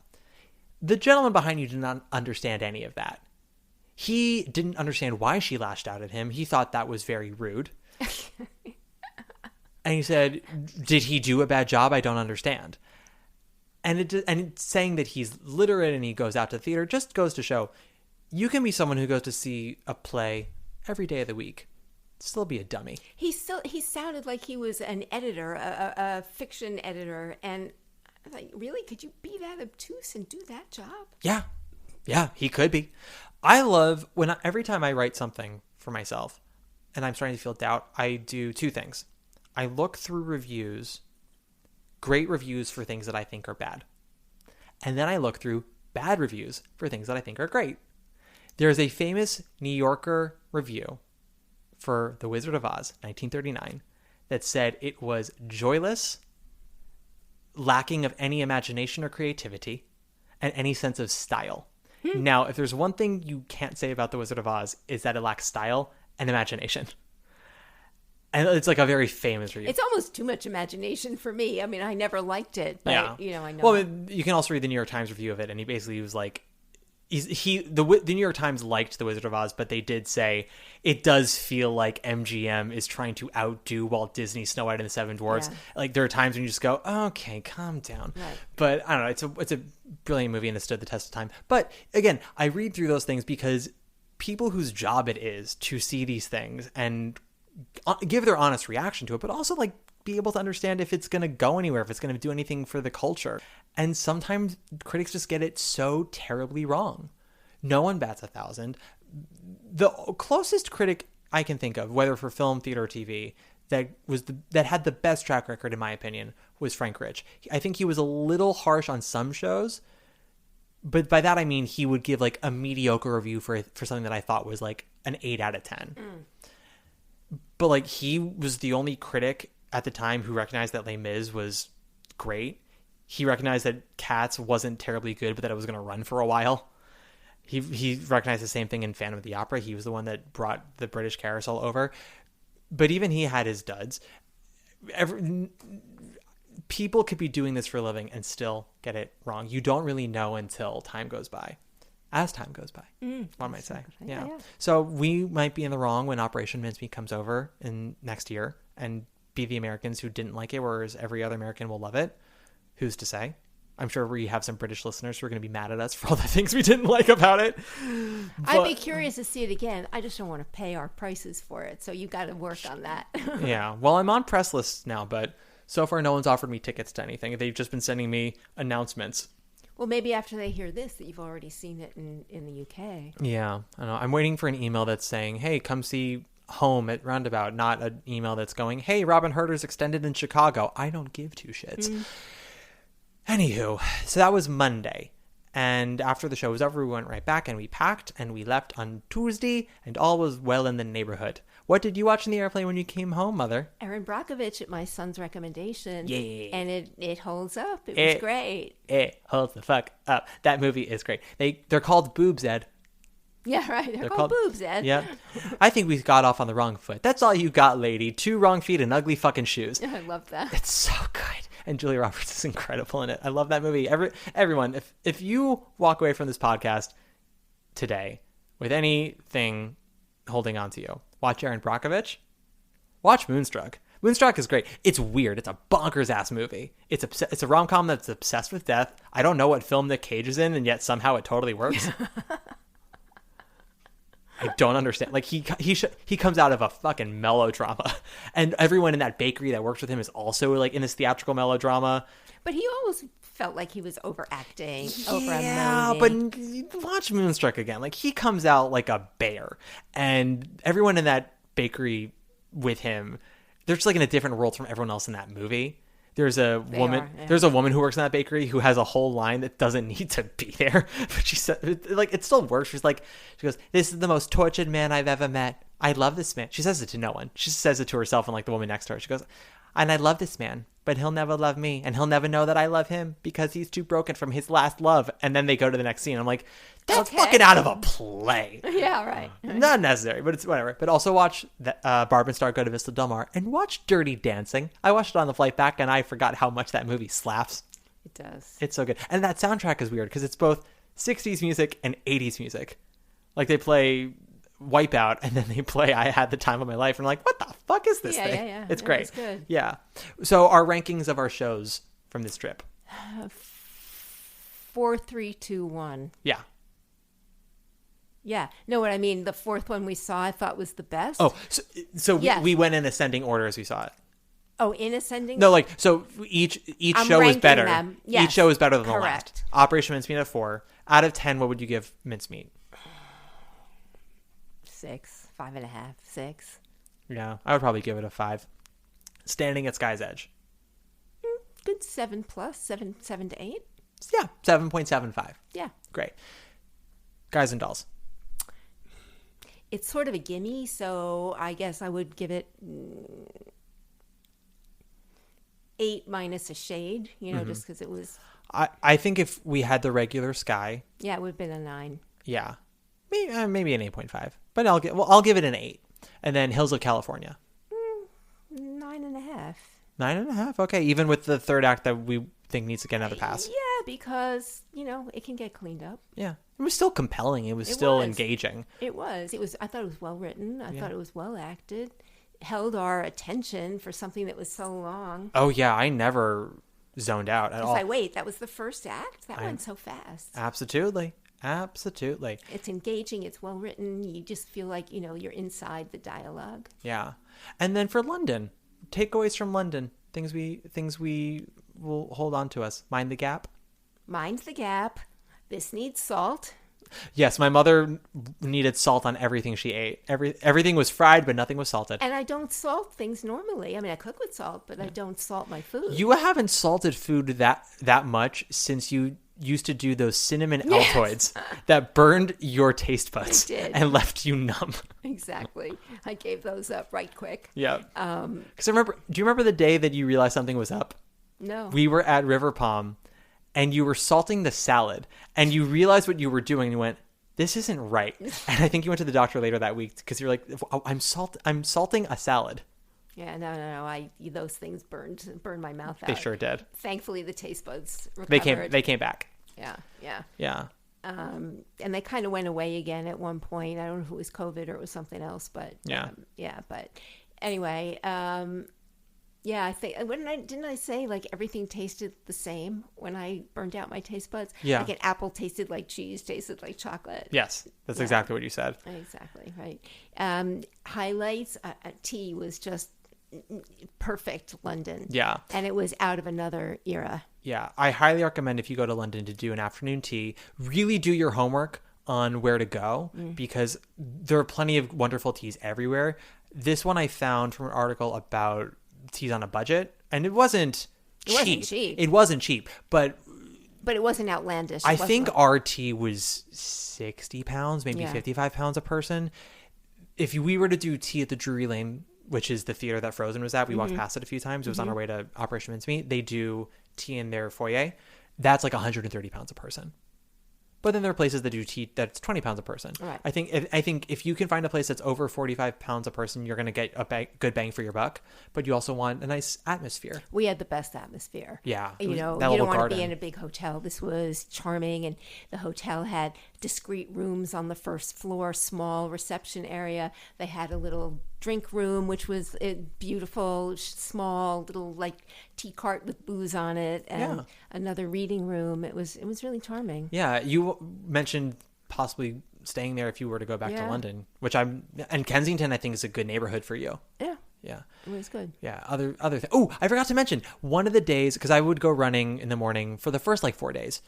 I went running, and I think on my second or third run, I ran all the way down through Hyde Park into South Kensington and went to this French patisserie to get us some baked goods and to get myself an Americano. And who was I standing behind? But Oscar winner Emerald Fennell. I don't know how I say this, won her Oscar for the screenplay of Promising Young Woman, and then sort of kind of wrote the book for Andrew Lloyd Webber's Bad Cinderella, but from what I understand is that she kind of came up with the treatment and then left because he was such a nightmare. But she was right in front of me, and I was very eager to say something. I didn't. No one did. I think as she walked out, one person stopped her and was like, "Are you?" and then mentioned Camilla on The Crown, and that was it. But I wanted to be like, I like you. I think you're fun. Saltburn was a lot of fun, but that was sort of my big celebrity sighting in England. You didn't have one of those, sadly. No, I didn't.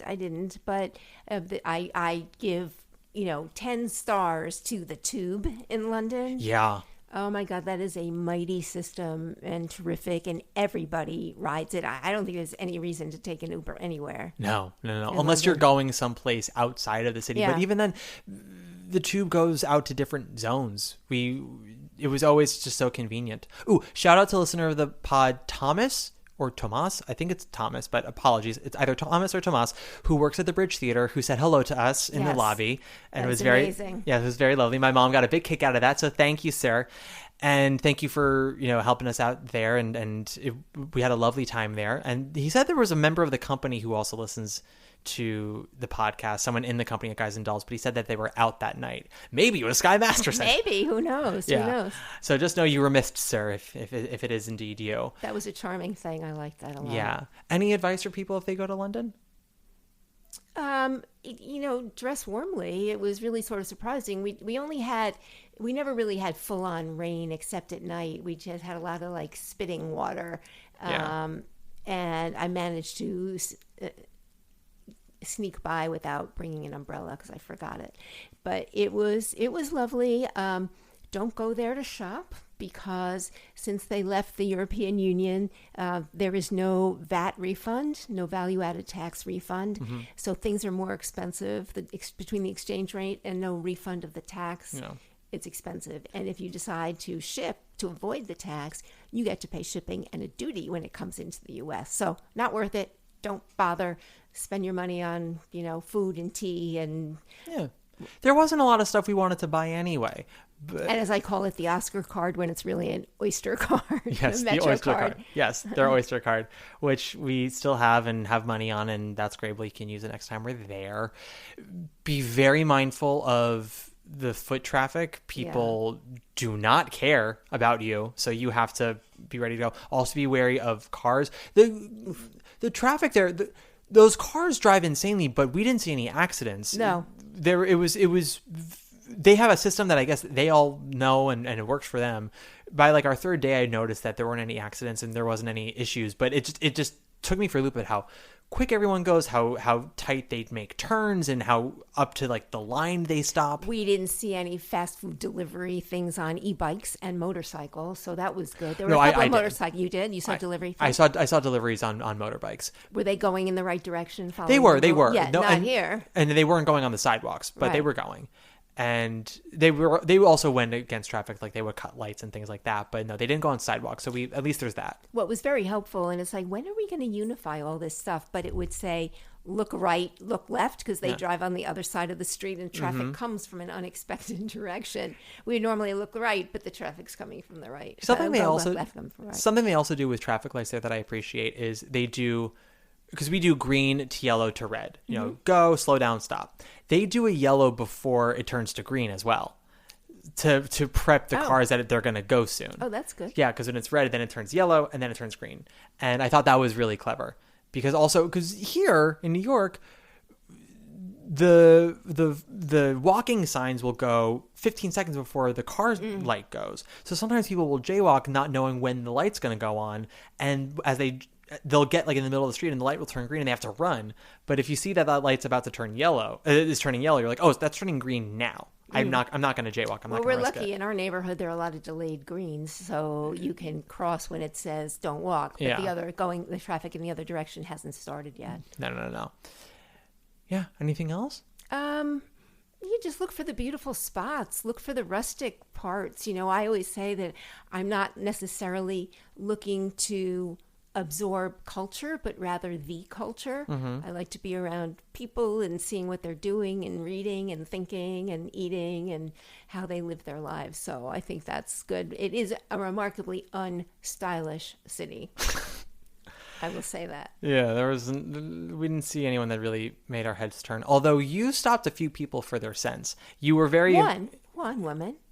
You told that dude at the toy store. Yeah, that's true. Yeah, you were very impressed with the sense of London. It smelled a lot better to us than New York usually does. Well, because there's also a lot of foliage, a lot of trees, a lot of flowers, and everything like that. A lot of parks, a lot of parks. sneezing. A lot of sneezing. Parks are beautiful there. They were. Yeah. Hyde Park is great. Regent's And Park is well lovely. maintained. I mean, it's very rare to see a lot of trash on the street. And, you know, neighborhoods change really quickly the same way they do in Manhattan. But mostly charming. I mean, you know, even just to see all the houses, the residential houses are almost like row houses. They look uniform. It has a kind of a nice Disney feel when it's all uniform like that. Definitely gives you some Mary Poppins, Paddington vibes. It was a very pleasant time for all. Yeah. How was I as a travel companion? You were good. I think you had enough of me, you know, a couple of times. Well, no, that's me with everyone. Oh, okay. I can't be around anyone for like 6 days straight. I need a minute. I think when I was allowed to go off my own for a little bit. Allowed? I would never. No, but no, you know what I mean. Like when the schedule allowed. Running in the morning was really nice. That was an hour and a half to myself, and I really enjoyed that. And then seeing Steven, getting a drink with that other dude, like that was good. It rejuvenated me. Well, it was also convenient or a happy coincidence that the night you went out to dinner, I felt awful. I felt sick. I don't know if I'd hit the wall, and I ate peanut butter and the rest of that baguette. So that was what I ate. Yeah, no, that worked out fine, and you were able to relax. And when I got back, we watched some TV. There was that Scottish sitcom that we couldn't make a single word out. No, not a word. Not a word. Fascinating times. And our one fine stay homeowner, the apartment that we stayed in, asked us to water their plants. Not hardly. Outside plants. They're outside plants, if it looked like they were thirsty. So I was like, oh, so you want me every day to look outside and check your plants? I don't think so. No. And they were pretty mangy plants. It wasn't like a beautiful garden or anything. And it rained enough that they were fine. They were fine. Yeah. They were fine. It's interesting staying in someone else's abode. I mean, you know, there are always improvements that I would have made. Not expensive ones, but like, let's say, non-slip strips in the tub, because that was a huge porcelain tub. Well, you had to climb over. It was also a million knobs. I told you, and I mentioned this on Instagram. When we got there, and I think our concierge had left by that point, and he had said also, which was telling. He's a greeter. I wouldn't call him a concierge. That's what they call them. That's what greeter. Fine, greeter. He had said also with One Fine Stay that a lot of the people that send in their apartments to be used, sometimes it's their pied-à-terres, or it's, you know, or they have multiple homes. Some of them it's their main home, and you can tell when it's the main home because a lot more things are off limits. And it was very clear that our apartment was the only home that this person had, because 90% of everything was taped. Everything was taped off. We had almost no room to put our clothes away. They put out a clothing rack for me. And for a second I was like, oh, that's nice. And I realized, oh no, it's because 80% of the space was closed off, which I thought made no sense, but whatever. There was no mirror in my bedroom. There was no mirror in your bedroom. My only mirror was inside of my closet. Your room also only had like one outlet behind the nightstand, and then there were no outlets in the bathroom. Well, that's by law, apparently. I found that out. They're not allowed to. Go figure. But also the shower. Ugh. So I go when the greeter left, I went upstairs to shower because I was feeling airplane grody, and I turned one knob, and the handheld shower head sprayed right onto the wall, which was luckily a mirror, not wallpaper or anything. And I had to turn that off. Turned a different knob, and then it sprayed me. So I was like, oh, I don't know what knob I just turned, but I thought I changed what I was going to go to. Then I turned a different knob, nothing happened. Then I turned a different knob, and finally water came down, or the water came through the bath, and then I changed it again, and then it came down in the shower. So I got in. It's like, great, I got this worked out. It was ice cold. So I realized like one knob was for whichever faucet it comes out of, while another knob is for water. Another knob is for hot and cold. It was a lot. Well, you failed to mention that it's one of those rain showers. So it comes from directly above in the middle. Yeah. So let's say you're someone who doesn't really want to get their hair wet every time. It was like virtually impossible to do it. You would have had to have an airtight turban on to do that. Yeah, something like that. Yeah. But so you got your sunglasses. I got my sunglasses. I got some books. I got Agatha Christie. I got a couple of children's books. I got Julia a little Paddington. You got a Paddington. I got a Paddington sweatshirt. And that was... I bought Harrod's baked goods and stuff as gifts. Yes, and I bought some candy. Right. Wine gummies. Yeah. And we're going to go online and find ways to get Walker's Crisps because I think we should start branching out to Yes, other ones. yes. Josh says that the prawn cocktail actually tastes good, but we won't know until we try ourselves. Yes, the Chardonnay white wine vinegar thing that was not good. Yeah. Which is a shame. I bought that at Harrods, you know. I was like, what? She got it at Harrods. That just goes to show you. Doesn't matter how fancy the establishment is. Sometimes crap is crap. You know what I mean? I do. Yeah. I bought a scone there that we shared. Yes, you did. And we had a carrot cake across the street at Cafe, whatchamacallit? Concerto. Cafe Concerto. Which we liked. We did like. There are a lot of chains there that we, already knew, like Tesco and Cafe Nero and there's some other ones.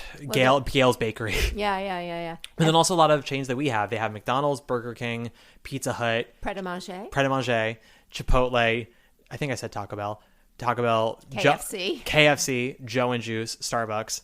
It's they're taken all over the world. It's everywhere. Oh, here was the striking thing. When you think of England and you think of London, you think of tea. Mm-hmm. Coffee everywhere. You never really saw tea shops. Every sort of kiosk-y type shop, snack, coffee, pastries, all that. Everything was coffee. Good. It was startling to me. Good. Yeah, no, it was good. And we had good coffee from where? My favorite place, Tesco. Woo! Yes, Tesco, best coffee, everybody. That's a hot tip from my mother to you. Exactly. I just love it. I love how much you loved Tesco. I did, and it got me down from 5% yogurt to 0%. Mm-hmm. So that was good. Yeah, fantastic. Way to go, Mom. Yeah. Mother, this has been delightful. Yes, it has, son. Thank you for coming on to talk about all this with me. I normally ask my guests, where can people find you if you want them to find you? But I don't know if you're someone that you want people to find. No, I'm on LinkedIn. If you wanted to find me there. Mm-hmm. I'm on Facebook. Sure. Give me a holler if you want to talk. And I'm on Instagram, Matt Koplik, usual spelling. If you like the podcast, you can give us a nice 5-star rating or review. We got a couple of new ratings while we were over in London. No reviews, though.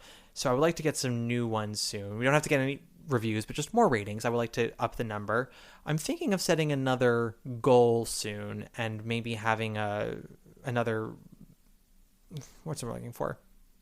Something to put out with the goal, because I said 215 by the end of May, and I would put out the Wild Party Life of the Party video on Instagram, and we hit like 225 by the end of May, and so I put out the video, and now we're at 230. I'm like, I don't know, maybe if we get to like, you want to put out a bonus? Yeah, maybe if like we get to 250 by the end of June or something, I'll do something.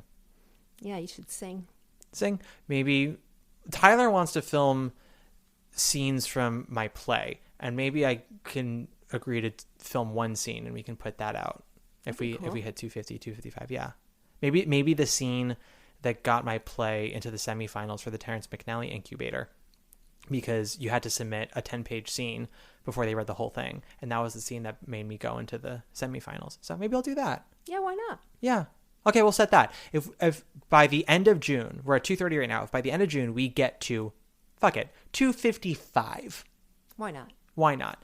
And if we don't hit 255 by the end of June, then we got to hit 270 by the end of July. Get on it, people. If you've already put in a 5-star rating, get friends to put in a 5-star rating. Is that cheating? Kind of. But you know what? We do what we got to do because we got to get that algorithm up. The numbers of downloads have been up so much in the last couple of months, and it is because y'all have put in the ratings, you put in the reviews. People listen, Yes, they do. They Bravo. They listen to what people have to say, though. So, well, you were telling me how many different countries you get listens from. It was startling. Yeah, UK, Australia, Brazil, Spain, a couple of other ones I can't remember off the bat. Sweden.